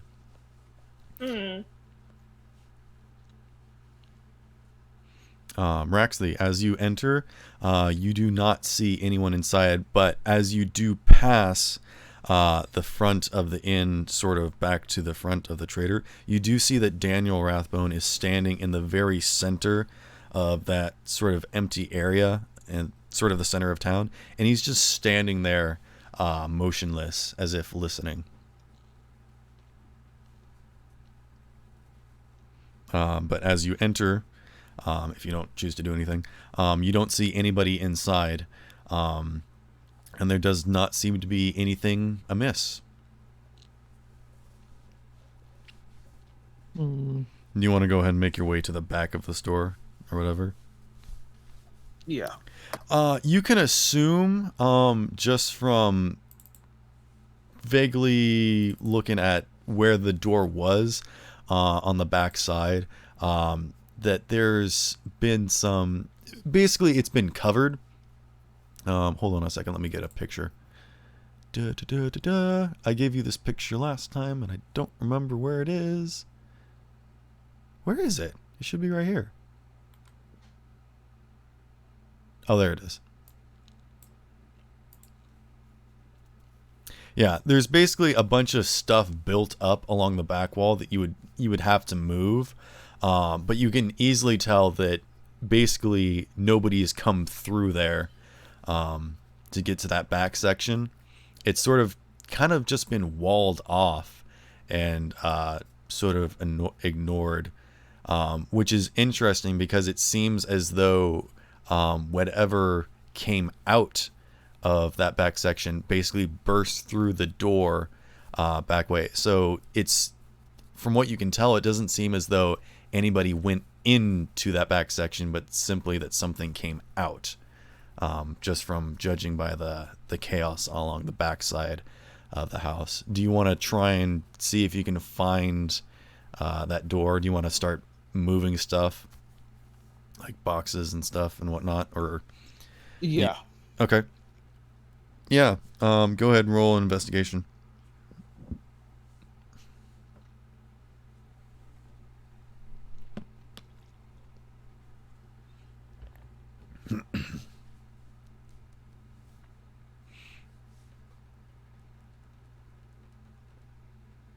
$17. Yeah, you can easily tell that it's sort of behind where the pile of like furs. It seems to sort of be like her bedding, so to speak. There's sort of like that bunches of furs and whatnot in the corner, with the large sort of tusks overhead, and everything seems to be perfectly balanced and whatnot. But you can just start throwing stuff and moving stuff away if you want to. Or are you trying to be are you just like throwing stuff, or are you trying to be systematic about it and actually like moving stuff out of the way? I'm being systematic. All right, yeah, it takes you several minutes, and Mufu, you can hear from the other side that there is sort of a commotion coming, and you do see that there is sort of a small hatch. It's not even really a door, but you can see that there is, so you can pull it away from this side, and if you do, you can see that Raxley is sitting on top of basically a bed, which is basically a bunch of like hay with like furs draped over it. And I don't know if Mufu does pull that away or not. Yeah. Yeah, okay. I'm gonna... Yep. As you're tearing apart her bed, Raxley, you see Mufu appear through the wall as she pulls away a small compartment. Hello. I found something. You'll float too. Oh, Yeah. So you basically found both entrances to this sort of back room-ish thing. Yeah. Have you put away the black sword, by the way, the shadow sword? I'm assuming so. Yeah, I assume so too.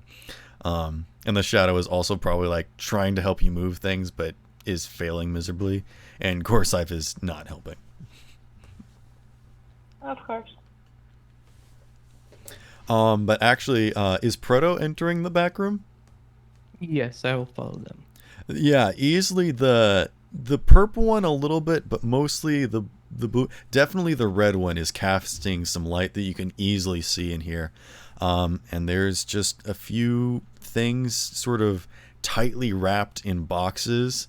And you can see that there was sort of something sort of long-ish, maybe about 4 feet by 4 feet. It's kind of hard. It's just a bunch of like torn leather and bandages that was probably wrapped around something that has just been absolutely destroyed and ripped away. Other than that, you don't see anything amiss. And you can easily tell, because there is so much dust in here, that nothing's really been touched. What it seems to be is that whatever strange object was stored on this shelf has jumped off the shelf skidded across the floor and then burst down the back door. I shall Oh. go look through the back door. Okay, so you exit back out from whence you came? Yeah. Yep. Let's see if we can see anything. Basically, you see a whole bunch of materials and supplies sort of knocked over as the door was burst open, and path was carved through as just a shamble of things happened. And then you do notice that there is sort of what seems to be a struggle, if not a bit of a kerfuffle, sort of just in the pathway before the animal pens. And you do sort of see bits of flesh, but not really blood. And like, you can sort of tell that there's been like something that happened here, but you're not sure what that happened. And as you're investigating this, you hear a woman screech from over near the hot springs. Should we probably go find that? Let's go. Okay. Start running towards the hot springs. All right. Are you closing anything up, or you're just leaving it sort of as a mess? I mean, there's a lady screaming. I wouldn't bother putting it All back right. together. So Proto's running off. What about Mufu and Raxley? I will do I'm that. following. All right. Yeah. Do you want to like close the trader door as you leave, or are you leaving it open? You just bursting through it? I'm closing it. Okay. And you're leaving the back door open as you all make your way, and you do not see Daniel Rathbone standing in the center of town anymore. As you run over towards the hot springs. Yeah. So which side are you entering? I mean, it was a woman, so I guess the woman's side. All right. You run into the woman's side, and actually right in the doorway, you can see that Sky is like slowly crawling away, and he's got a whole bunch of scratches across his body, Oh, no. and he's leaking like amber, which is basically like dryad blood.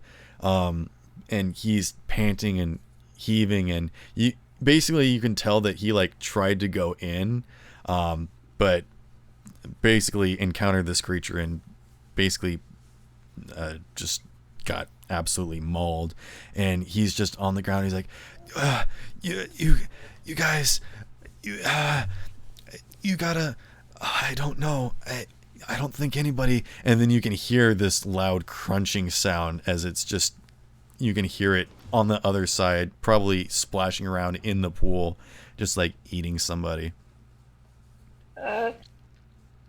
You guys I running want through? to help Sky up. All right, you help him up, and you actually hear several loud slurping sounds, and then you don't hear any more munching as you hear just a loud sploosh, and then you don't hear anything. I'm gonna go in there. All right, as you enter, you can see that the water is starting to settle down as like a reverse cannonball happened, and blood is filled through the water, and you can see bits of cloth and hair just sort of spewed around as someone else was also eaten here, or maybe multiple people, and the creature is no longer here anymore as it jumped off. And actually you can see like the top of Abaddon peeking over the fence as it's running past, and he seems to be like trying to follow this thing, but he can't get inside. I want to get the spider in here. I was gonna say I knew I should have taken a large reduce. God.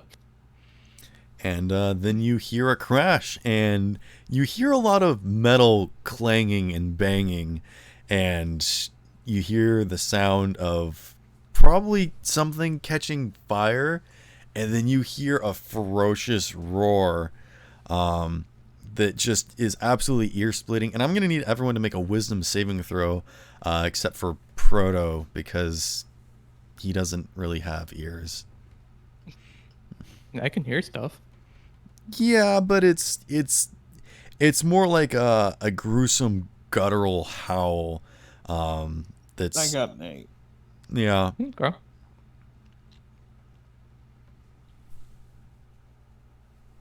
Nine. Yeah, you hear this blood-curdling scream, and you each take 2 points of psychic damage.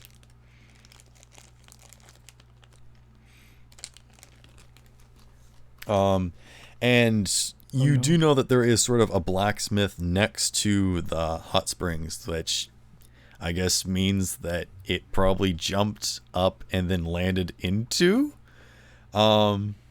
So you guys gonna run outside and go over there? No. I suppose so. All right. Yeah. Oh my gosh. We need to take a break. You're going to die. Yeah, as you run into the blacksmith, you can see that there is a large anvil that has been toppled over and has crushed a person. You can basically see like an arm is basically, it's a large muscular arm, which you assume to be a man's. And you hear that same sort of crunching and slopping sound happening from around in the back area. And you can see that the sort of things have been overturned and the building's starting to catch fire a bit.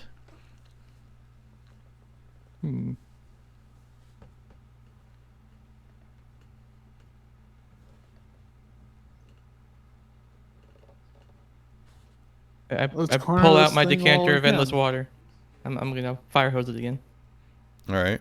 Yeah, you can spray down some of the building, and as you do that, you hear the crunching stop, and then you hear slow stomping, and then you see this large hand appear from around the corner, and it places its fingers against the wall as it slowly scratches in.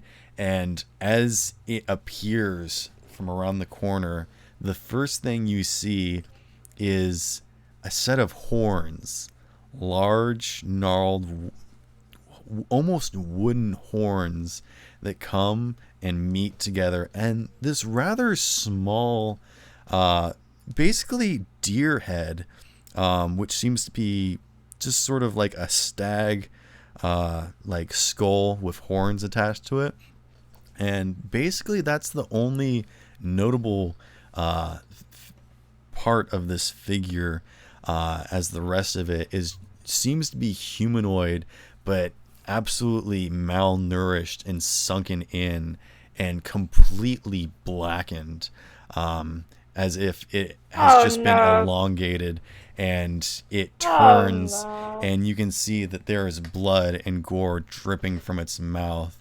And you can still see that there are body parts still stuck between its elongated fingers, and it hisses at all of you, and just and then it sucks back in the organs that were still in its mouth. And you can see that its teeth, it seems to be a humanoid jaw, but it's disjointed and disconnected, and its teeth are absolutely mashed together, sort of like a shark's teeth, where they're just sort of splayed out, and just sort of seem to be ripping and tearing rather than actually chewing through stuff.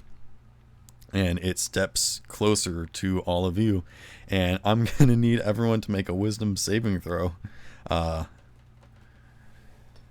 Okay. and then roll initiative. 8. I'm doing 8. different dice.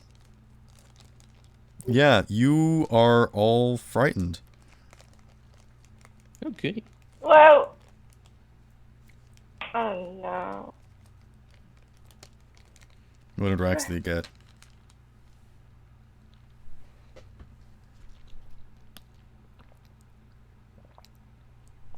All right, Raxley is not frightened. Three. Oh, wait, what was He's I just fine. rolling for? Sorry, I rolled for initiative. Oh, sure. I'll go ahead and write that down. Wisdom saving throw.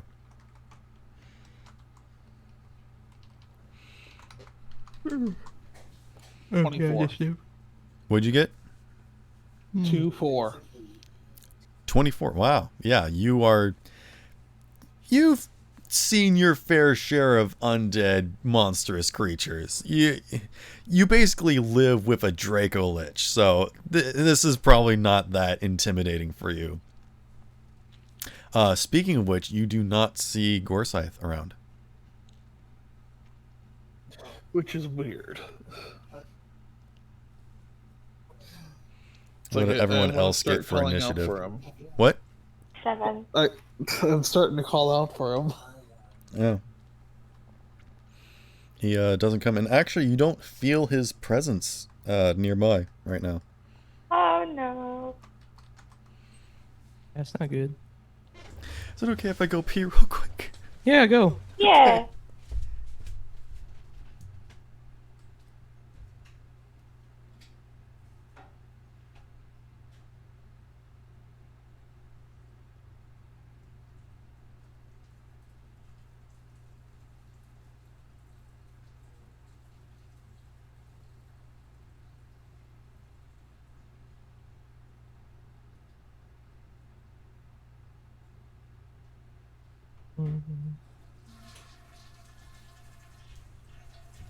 I'm sorry, I just feel really bad, especially when this is like a very intense moment. What did Proto get for initiative?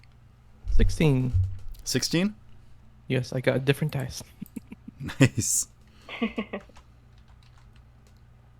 Oops.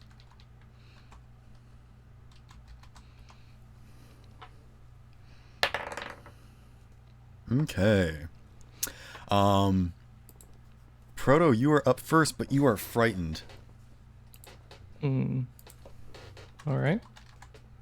Well, I can use my new toy. New toy. My new toy. Where is it? How do I do it again? Oh, that's right. You guys leveled up, so. Yeah. Yeah.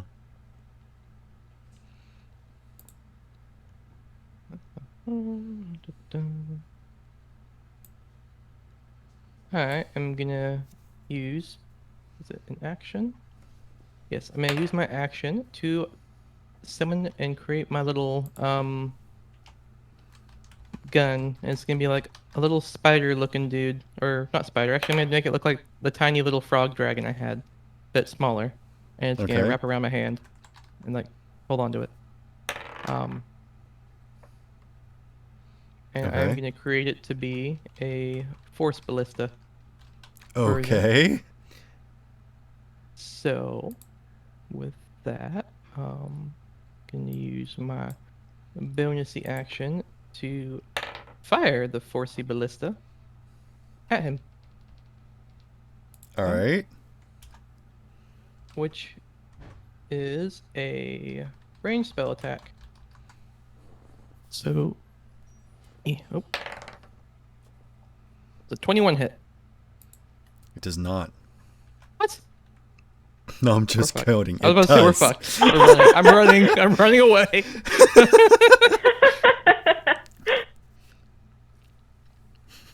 Okay, cool. Not fucked. I'm gonna be honest. If you get above 20, just assume you hit. So it does 2d8, which I rolled 9 damage. Force damage? Yes. Okay, hold on just a second. And it gets pushed away 5 feet. Oh. Sorry, how much damage again? 9. Okay. You freaking I don't know how to describe this, but yeah, you pull out your force ballista and you shoot a shot at this thing. And where are you hitting it, so to speak? Like dead center.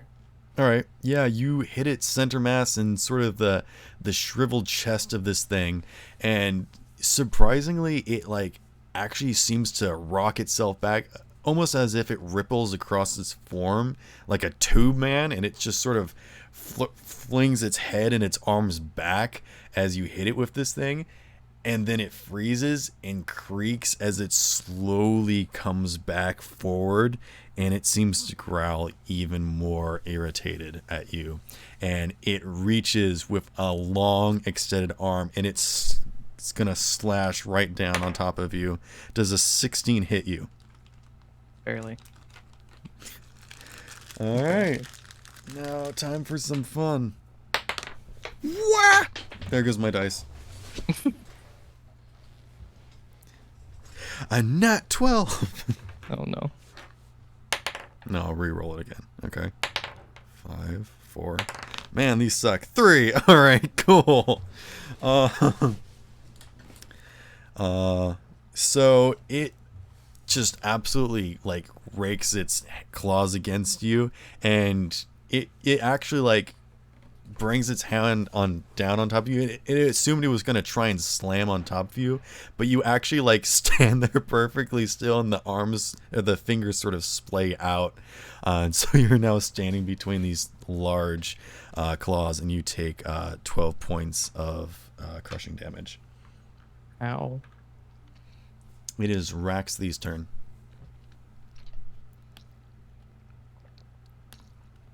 Sorry, I'm thinking.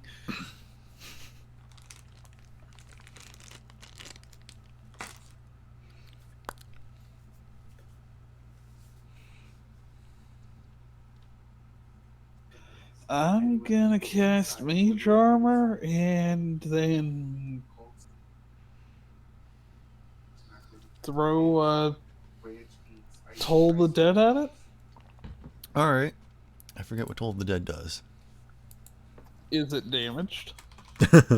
Mm-hmm.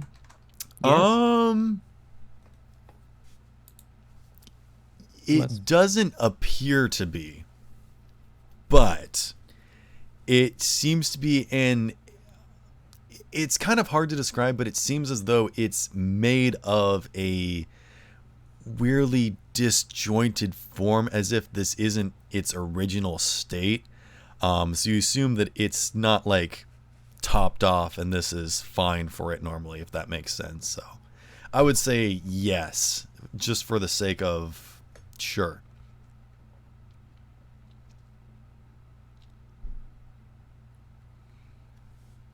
So it takes 1d12 necrotic damage if it fails a wisdom saving throw. What's your spell casting modifier as the DC? No, it's my DC 14. All right, it succeeds.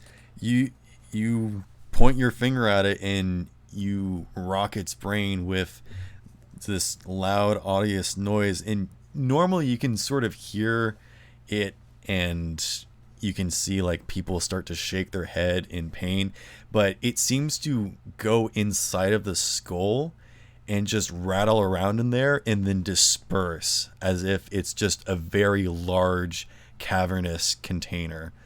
And yeah, and then it's going to look at you, and it's going to where is it? Shoot.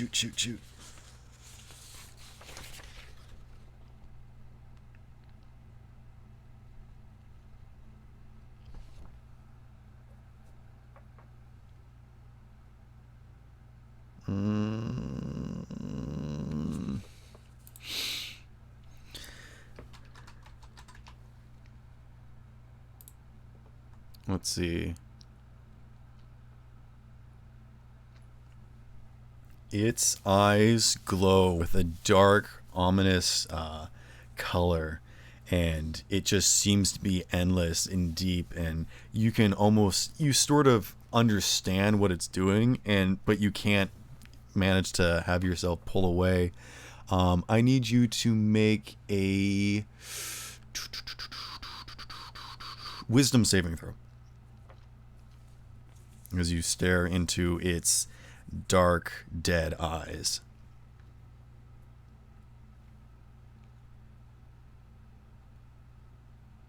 21. Yeah, okay, yeah. You're used to this, and you actually recognize the spell as eye bite. Ew. And it is now the black slime's turn, and it is going to jump from randomly out of the shadows and land onto the creature's head, and it actually like zips around and like tries to cover its face, and the creature is now blinded, and it actually starts clawing at its face as it's trying to get the slime off.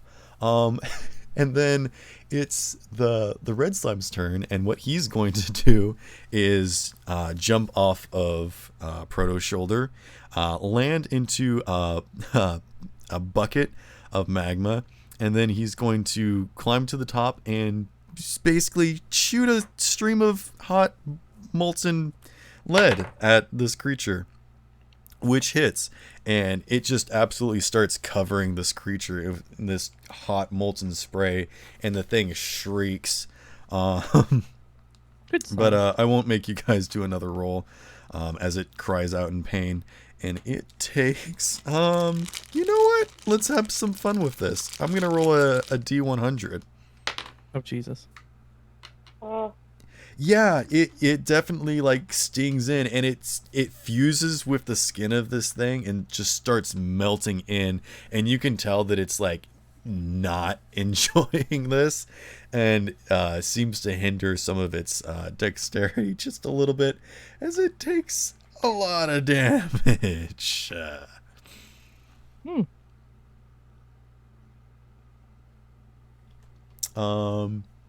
And then it's the blue slime's turn, and what it's going to do is it's going to circle around your arm, Proto, and then it's going to sort of envelop the force can that you have and give it an electrical charge. And I need you to go ahead and attack with that weapon again. Sure. And go ahead and roll with advantage. Sure. Yep. 24. Yeah, that hit. Where would you like to hit it? In the face. All right, you hit it in the face. Go ahead and roll damage.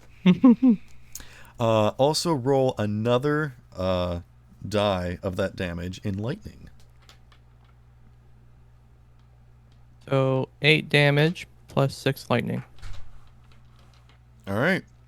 Yeah, you see this just burst of force and electrical charged energy shoot off and hit this thing in the face, and that actually hits the black slime and sends it just skittering across the room, just like absolutely ricocheting off of things, as this thing is no longer blinded anymore, but that seems to have damaged it just a bit, just a little bit, and it's very much still standing strong, but possibly a bit more irritated, and it does not take a reaction against you. And now it is Mufu's turn. okay. I want to step away from it You want to what? and step away from it, like as far as I can. You want to step away as far as you can, okay. Yep. And I want to take my bow and try to shoot at it. Alright. Go ahead and roll a ranged attack.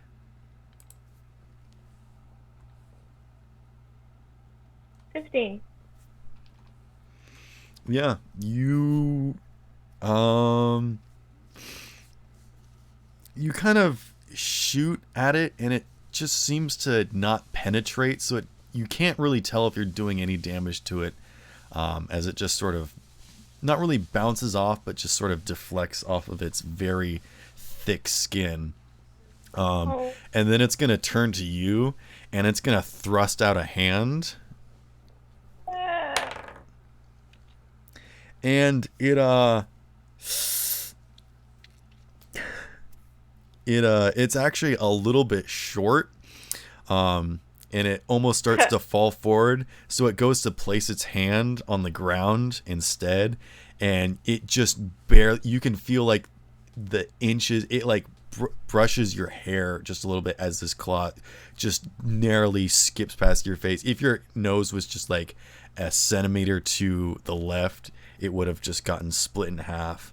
As this hand calms down, and it makes a weird squishing sound, and you and the creature look down as this green puddle just is absolutely squished by this hand, and then starts to build around the hand and forms up around it, and is actually like holding the hand down to the ground, and it can't pull away now. We are back at the top of the order with Proto. Okay. Where's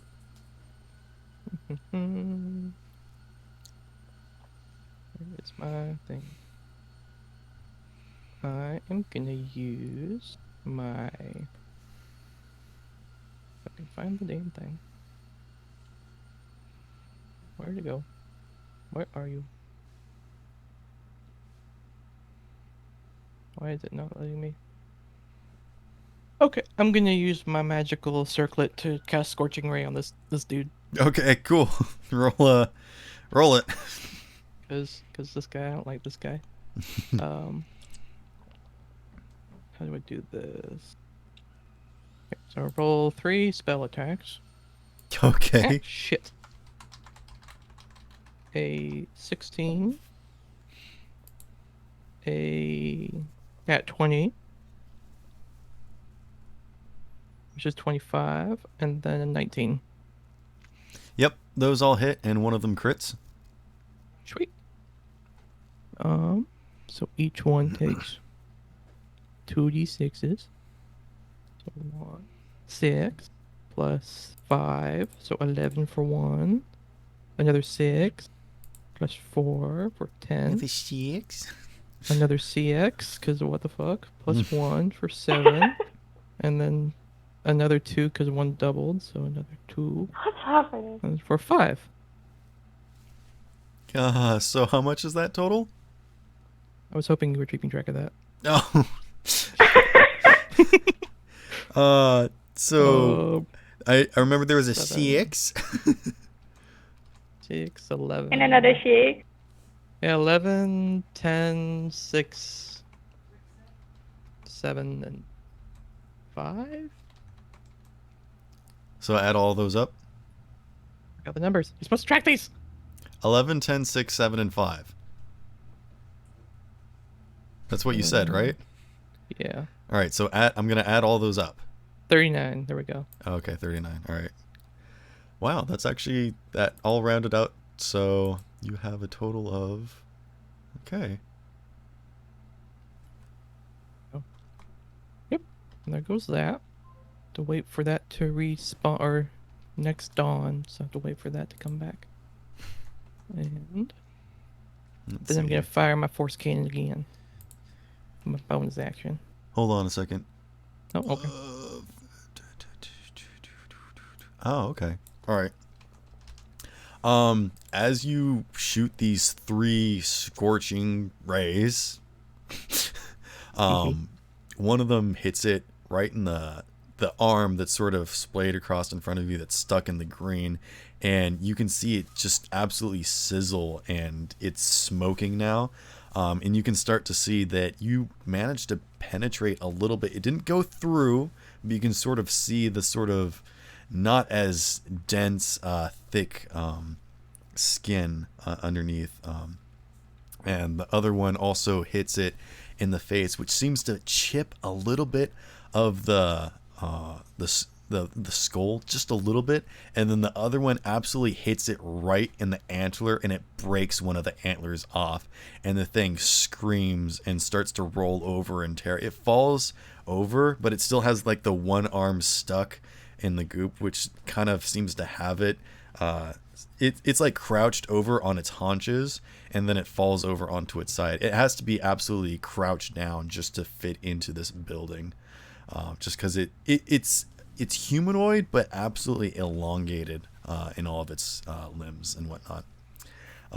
Yeah, go ahead and roll that beautiful bean footage with the electrically charged force cannon.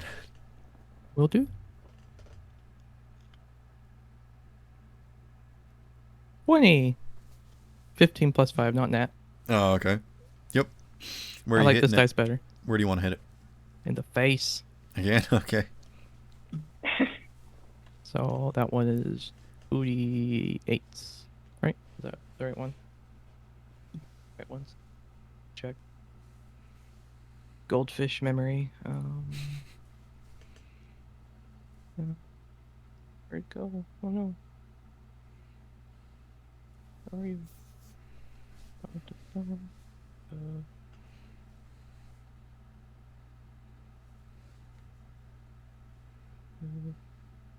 Yeah, 2d8. Okay.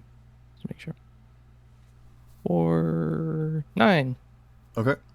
I Yep. got a 1 and an 8. I will say that because it fell over on its side, you're basically hitting the underside of its face now, the sort of unprotected chin area. And as you shoot it with this electrically charged particle, it just absolutely blasts the face. And you hear this thing shrieking, and it's like trembling. You can feel it's like got tremors going all over its body. And then the skull pops off, and the thing slumps over, and it just does not move as the skull rolls over and slides to a halt. Is it dead? You can go check. I don't want Do to I be see close a to soul? You do see one solitary soul fly up out of the large creature. The body of the creature, not the skull. Okay. I want to take that and the skull because, you know, Mr. Gorsythe could use a new little hat. All right, yeah, you go ahead and collect the skull, or you collect the soul, and then you're gonna go ahead and go pick up the skull. Correct. I need you to make a wisdom saving throw Ew, fun. with disadvantage, because you are still frightened. I've never been frightened. Oh, that's right, you're not frightened. Never mind. Mm-mm. That's right. That That's was why the- you can move forward. That's an 11. Yeah, as you pick this thing up, for just a brief second, you hear 1,000 voices screaming in terror, almost as if yelling you not to, and then you touch it, and all those voices stop. And you just sort of feel this natural tendency to pick this thing up with both hands and just sort of admire it and look at it and sort of just kind of look at it. It's very interesting, and as you look at it and the underside of it, it looks as though it's been crafted a little bit. Some of the skull has been carved away as if Is it this would... a charm effect? Yes. I need to roll again because I Okay. get advantage. All right. But it seems as though it would just fit right on top of your head. Never And mind.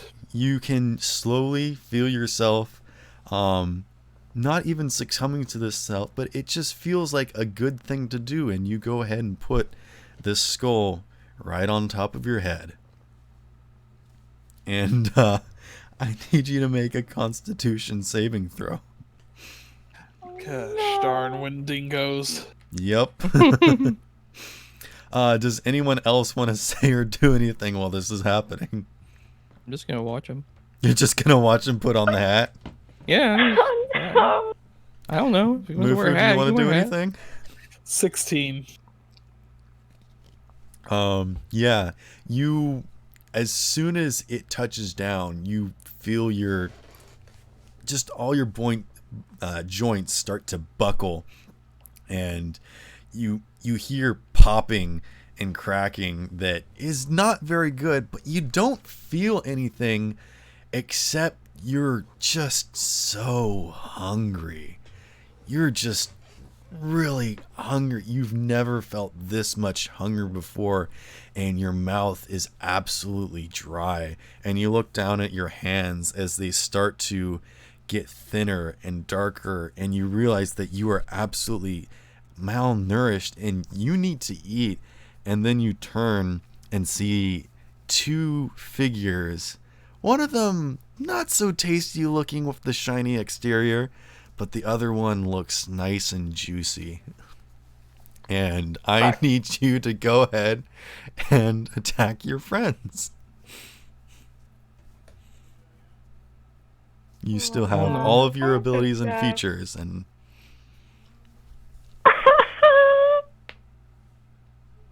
Please don't summon the thing back. actually, whose turn was it? It was Proto's turn. So actually, yeah, it is Raxthay's turn now. Oh no. Great. What are you gonna do, Mr. Monster now?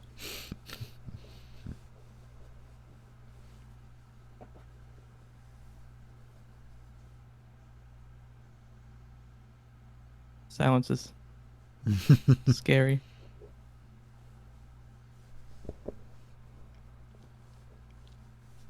I was not expecting this to happen. God damn it. I keep forgetting I was on push to talk. Oh. It's okay. Don't I get another wisdom save? Didn't you already try one? Yes, but it's now my turn. Oh, yeah, sure. At the start of your turn, you can make a wisdom saving throw, sure.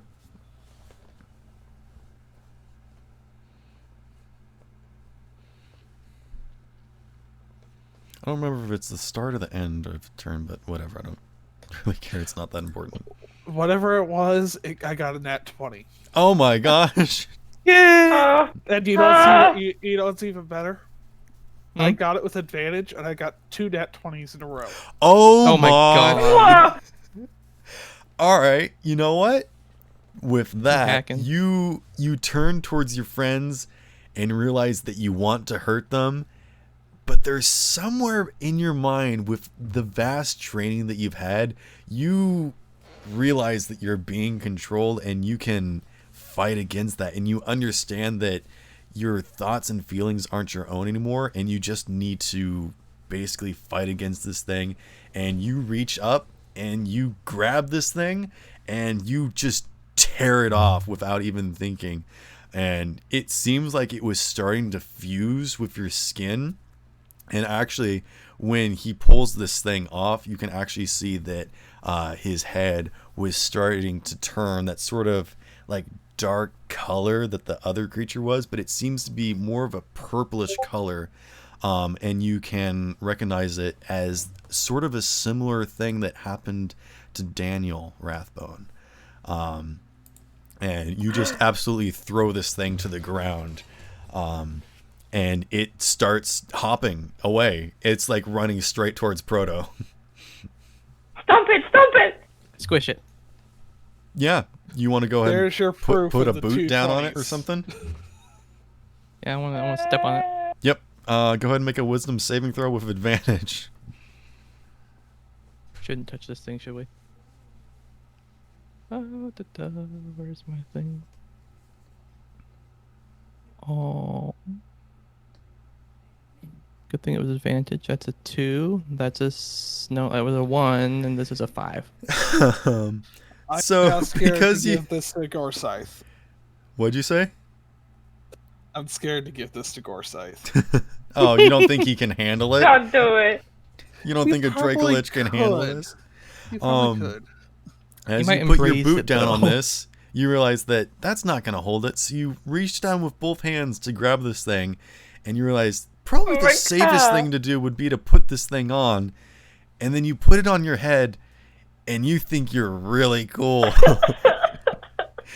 And I just imagine Proto turns to Mufu and like points at it and like, hey, look, I got a hat.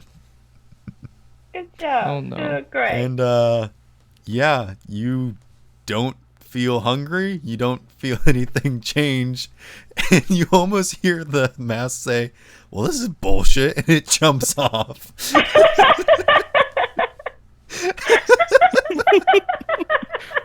You get really hungry. I'm not hungry. You feel super hungry. I'm still not hungry. You can make a dexterity save to try and catch it again if you want. Sure. Yeah, go ahead and do that.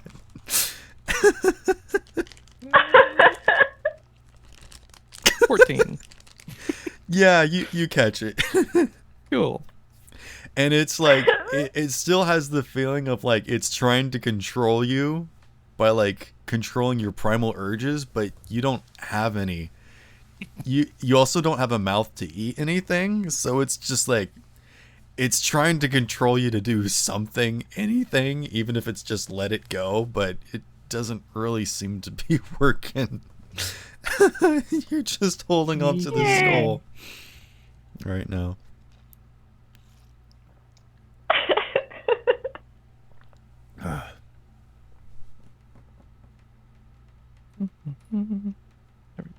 Shall we give Gorsythe the try then? Sure. I'll hand it to Gorsythe. Hey, he's Let's not go. here. When do we find him? Oh, Yep. yeah, he's not here. That's right. He wandered away. If he wants it. That should probably carry it, I think. He keeps trying to make Yeah. me eat stuff, but I don't like food, Yeah. so... The the black shadow one actually appears in your hands and appears underneath the skull, and he's like, "Look, I'm wearing a hat." I should probably Everyone not wear has a this. hat. And the red one is still sitting in the bucket full of magma, and is just kind of having a nice little swim. It's just like relaxing there. It's actually kind of like slowly starting to just sink into the bucket a little bit. And the blue one disentangles itself from your weapon and sits back on your shoulder.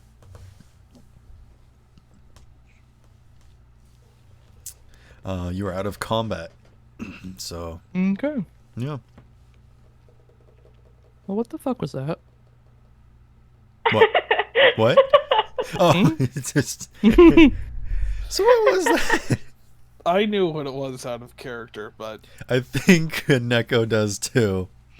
I've never Yeah, heard of this thing. I just slowly like, oh. Yeah. That is what some people would consider as SCP-323. Ah. The Wendigo Haven't- skull. Haven't read those in a while. Mm. When you get back into that. Basically, it's just a skull that turns you into a thing that eats people. That's just about it. I like it. It's gonna be my friend. I'm gonna have a pet skull. Pet skull. This seems really grumpy, but I'm gonna hold on to it. Do you want to It's go mine pick now. up the other antler too? Should probably not keep that.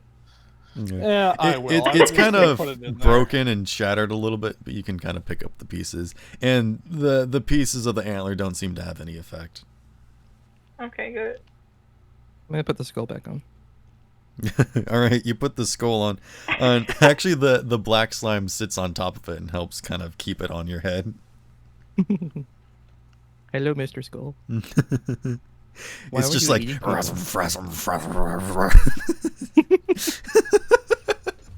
Yeah, happy let it grumble. It's like, I have a new hat. Gosh dang it! This episode was supposed to be like super dark and scary. Oh, God. Nope, now I Gosh have a dang nice it. hat. Where the heck is Gorsythe?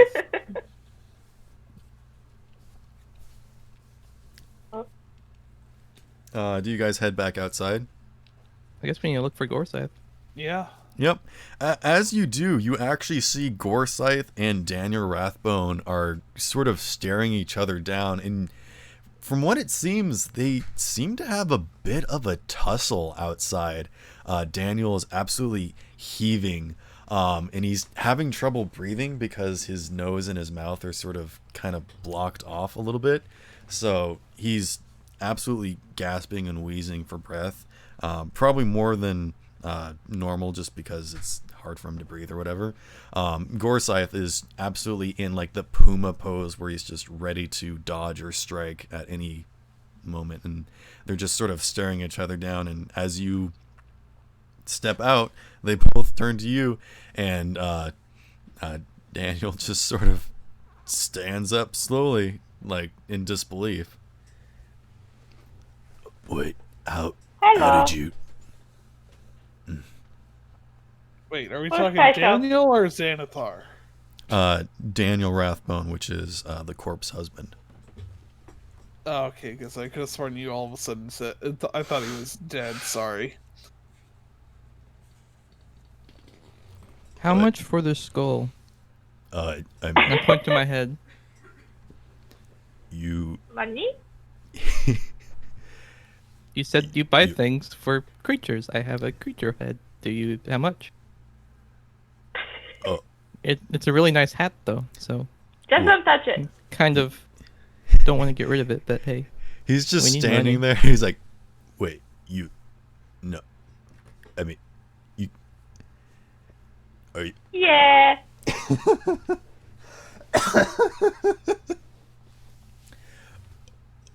Are you saying you want to buy it, or are you selling it?" no, I'm gonna sell it to you. Do you want it? Yeah, we need to put that back in custody. How much? It's my new hat. I like it. He I was gonna reaches say, into guys- his pocket and he produces a few coins that he has on him right now, which is like maybe 2 platinum pieces, like a couple gold, and like 5 copper. And he's like, "Look, just whatever. That thing is dangerous." We kind of saw that. But it's a nice hat.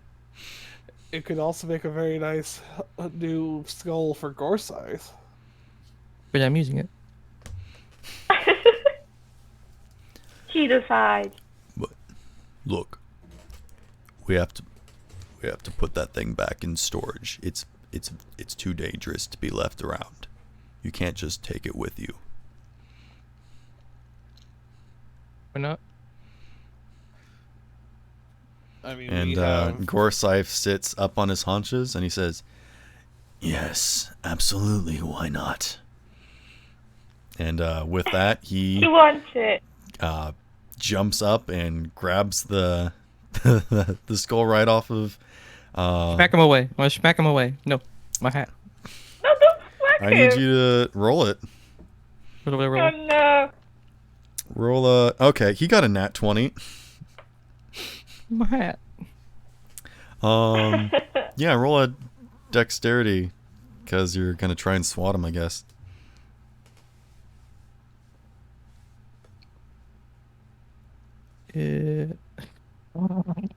I got a nat 20. Oh my god! Oh. So, if you'll allow me, what happens is that he snatches it off the top of your head, and you like grab his tail and then like swing him around and like slam him back into the ground, and you enter a strength contest.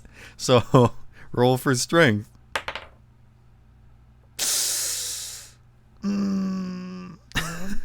I'm gonna. One sec. I need to check how my thing works again. You didn't let me roll for his stats, so you can only blame yourself for what you gave him. Yeah. My equipment. That's where it is. I Equipment. still would have liked to roll for his stats, to be honest. What'd you get, Jikimbo? I'm checking my thing. Ah, yes. Ah, yes. Good. I shall use my magical armor. I'm gonna roll. Oh, that lets you roll with Yeah. wisdom instead of So- strength? I get to add it to my intelligence modifier, so I got 10, 13. Yeah, he rolled an 18. I'm not gonna lie. So he pulls his tail away from you, and he is holding the skull in his mouth, and he just looks at everyone, and then he just swallows it. I'm getting that back. And as you do, you hear a crunching sound. And then, Raxley, you see that there was a bunch of souls trapped inside of that skull, and you just see Gorsive light up in like a colorful explosion, and then he seems to thin out and burn a bit brighter, and you can see that there are 2 gnarled horns that start to grow out, and they're draconic horns. They're not stag horns, but they start to grow. And then he sits up a little bit and he says, "Excuse me." My hat. My hat. Can't have a I'll stick. make you a Can't new have a one. hat. My stick. Make it out of it. My hat. My Oh no.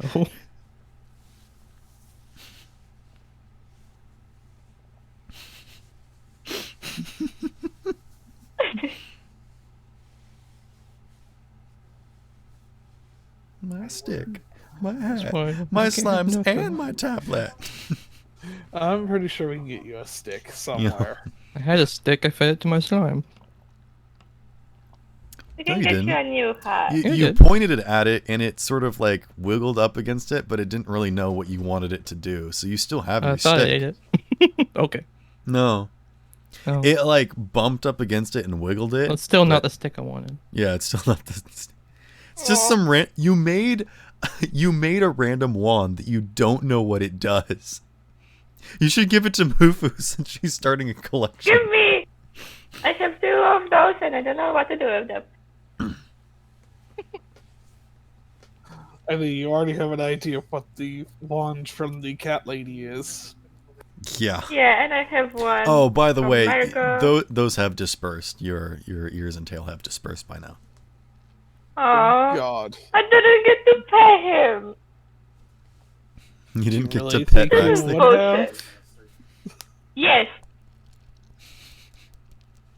What would With the happen if giant you blade of shadow? Really, you really think? I'm sure. I'm it was sure it was I would do actually it. the ears that helped give you that advantage when you put the helmet on. See? They help keep you safe. I won't cut ears now. Can I try to use the one on me? You want to point the wand at yourself? Yep. The cat wand? All right. Yep. Roll a wisdom saving throw, unless you're not resisting. I'm not resisting. All right, you see Mufu stand there with the wand, and she gives it a little twirl and points it at herself, and then she disappears, and then you look down, and there's a small cat on the ground in a bunch of Mufu's clothes, and it just sort of meows. I think mistakes were made. Mufu, you are now a small, fluffy cat. I'm a cat. Yep, Aw. you are a full cat. You are not a cat person, you are just a cat. That's fine too. I'm happy with that. I'm a kitty. And I think you should go ahead and describe yourself. What kind of cat are you? What color? How much floof? A lot of fluff. I want a lot of fluff. Probably just a brown cat with green eyes. All right, cool. Nothing special. All right. Oh, I want my Yep. paws to be white. You Like still with the dog. understand languages, but you just meow right now. Okay. You can't talk. Yeah. And it lasts for. Okay. So, Gorsyth ate the skull. Mufu decided to turn herself into a cat. Does anyone else want to try anything? Actually, I think at this point, Daniel just like looks at all of you and puts his head in his hands and just shakes it. He's like, You all are crazy. And then he just throws his hands up in the air and walks off. And then you actually see that Kirsten runs up to him at a distance, and she's like so concerned, and she's like asking what's going on or what happened, or if you hear like, did you find it or anything? And yeah, he points back to all of you with a thumb and doesn't say anything and heads back inside. Someone get my stuff. The pick up the cat wand, that once and I'm was gonna- Mufu meows at all of you in the pile of her stuff. I'm gonna use the wand on her again. The wand of what? The wand she used to turn into a cat. I'm gonna use it on her again. Turn into a mouse. Go ahead and roll Arcana. That's a good one. Oh, goody. Let's make a really good one. And that one! Yay! You see Mufu turn from a cat into a kitten. I'm even smaller now. I'm not gonna try again. Thanks. I'm having a bad day. You are having a bad day. What? I'm I don't having know. a great day. I'm just happier. He Oh, he no. got the This is hardware modifications, but he needs to install the firmware for this level up. The cuter she gets, the happier she is. Who cares? Yeah, this is fine. All right, Roxley, what are you doing? You kind of have a bit of a headache, and your head is a little singed, but you're okay. Nursing a headache and trying to figure out what the hell's going on. Well, Yep. if I go back to that the body of the creature, what do I see? Is it humanoid? Is it just, I mean, Um, you can tell that it was humanoid at one point, and since it put on the mask, it basically grew and shrunk at the same time. It basically elongated itself until like it was very bony, and just basically it's like its bones grew and the rest of its skin sort of shriveled up as it grew a little bit. So it's not like twice the size of a human, but it's like a bit bigger. well, I'm gonna want the bones for Gorsythe. Oh, yeah, sure. You just like point a thumb back in there, and Gorsythe's like, ooh, what's in there? And he heads inside, and then like several minutes later it's like it's all cleaned up. Not to mention the cats in the bar. Oh yeah, you're gonna let him eat the cats? The zombie cats? They're zombie cats, so Yeah, I think at this point, Tion and Ephraim have sort of like cleaned those up and put them in a wastebasket and don't know what to do with them. But I don't think Gorsythe is interested in the small fries anymore. sure. Plus, there's a lot of hair that he has to deal with. I mean, he ate the cabbage seller, and he's just about as hairy. No, he didn't eat the cabbage seller. What? You did it? No, he just knocked him out and stole a cabbage from him. Oh my god. But he hasn't been seen. Right. He wanted him to eat the cabbage salad. He's going to return in several campaigns from now. Oh no. He's going to be the final boss. Oh no. What? We must hunt down this cabbage seller then. He will suffer for his crimes against. I don't even know. I wasn't here for whatever he did. Absolutely He didn't do nothing. nothing. He's Nothing. done Got it. absolutely nothing, but he's the most annoying person in the world. Then we shall He kill just him. exists. Yep. He's just For- there. Whatever reasons, I Breathing. don't know. He doesn't deserve to live.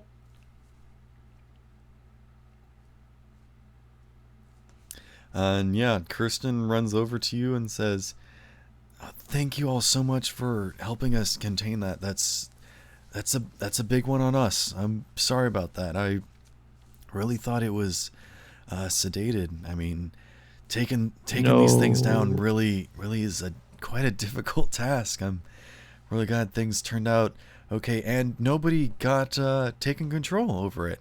And then she looks over to Raxley, who's got a little bit of that misshapen colored skin on his brow, and she says, "Oh, yeah.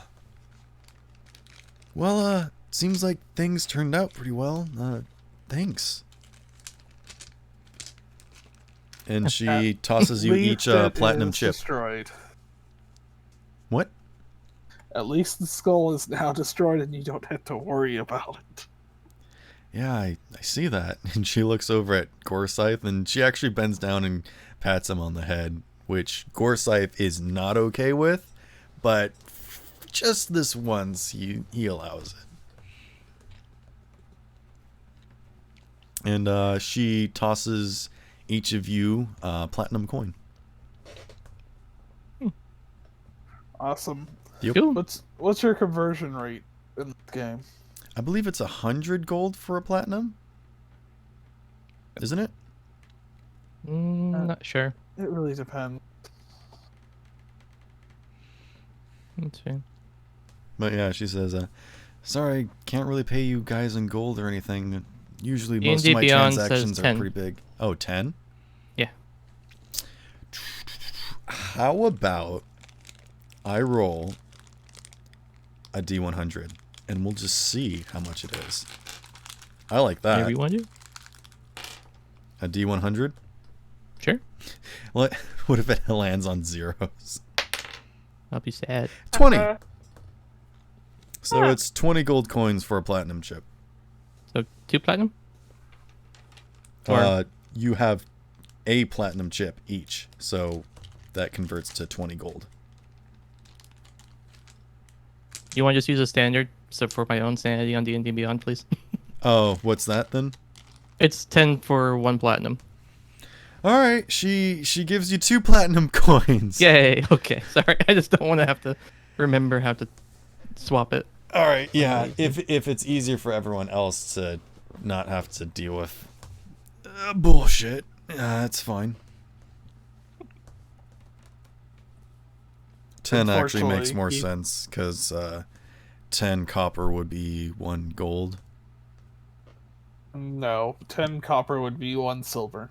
Oh, Yeah. yes. And then Yeah. 10 silver. I was like, I feel like I'm missing one. 10 silver would be 1 gold. Here's the... I'll just do a thing. All right, yep, that's fine. So yeah, you have turned up a bit of money. Give money. Okay, cool. And as you sort of spread the news that things are better now, people start coming back out from their homes and doing stuff again. We did it. We did it. Don't have to worry Yeah. about dying. I mean, we kind of still do. I mean, you don't. I don't think you died from the old days. Mufu is still meowing around her clothes. Oh yeah, I don't know how to fix that. Sorry. Yep. I tried. No, it's fine. It's And fine. Mufu, it kind of dawns Okay. on you that once you are not a cat again, you're not going to be wearing clothes, so That's fine. that's fine. She doesn't really care about that. The green slime still notices you and like falls over next to you, and you can't really tell if it's looking at you or not, but it sort of notices you and is just sort of sitting there next to you. My friend. My friend. Hope it doesn't accidentally eat her. That's Yeah. awkward. That's how I Ben die. might be a little bit You upset do when still he see magically reappears. You do still see cat bones floating around inside of it.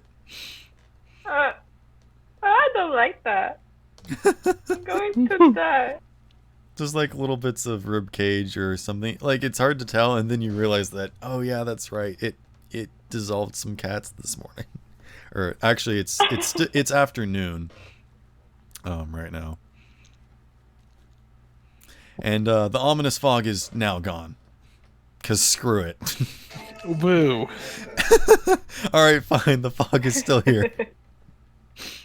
I know that was my ambience. Yeah, this went a lot quicker than I was planning. But It only that's lasted 2 rounds. okay. We're just still good at this. I was planning on it like taking over more people, like you thought it was dead, and then it would go get more people and do like this big old rampage, and I don't know.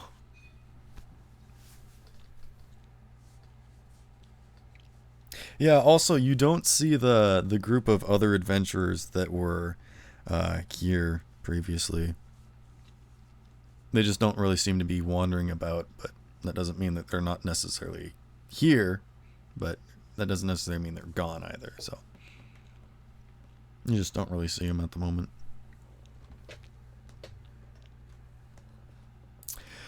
Let me look at my notes and see if I had anything else specifically planned.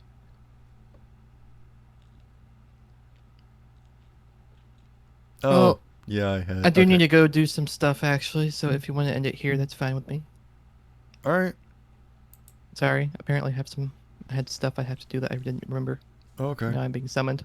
Alright. Okay. Do you mind if we go a little bit longer, or do you want us to go ahead and just call it? It's up to you. I'm fine with it either. Alright. What does everyone else want to do? I'm good with anything. What does Okay. Cat Mufu say? I'm fine with anything too. Alright. Okay. Well, I will see y'all later then. Alright. Bye. See ya. I think we should probably resolve Cat Mufu.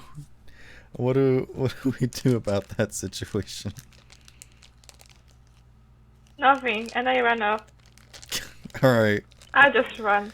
Alright. That's something that Jin's gonna have to deal with when he comes back, I guess. Yeah, he's missing a lot. Why bother? She likes being that way. Okay. Yeah, let me be. I'm gonna be a cat forever. Okay. It does That's only my last life for now. a few minutes, but... Oh no. Or does it? To be continued. Alright, Don't yeah, give me hope maybe like that. This felt a lot quicker than I thought, so I wasn't sure if you guys wanted to go for another couple hours, because we could do some stuff, but we're missing 2 people now, so... Yeah, not the best. Yeah, not the best. I mean, I was planning on splitting the party and, like, doing some stuff where you're talking to different people and different things were happening and you were trapped in different buildings or whatever. But it just didn't really work out that way, which is okay. And Jin is still mysteriously gone somewhere, but that's okay. Oh, Misterioso. I get it. Ah! Ah. Oh my hate it. gosh, he's gonna hate us. Yep. Alright. I guess we'll end it there for now. Yeah.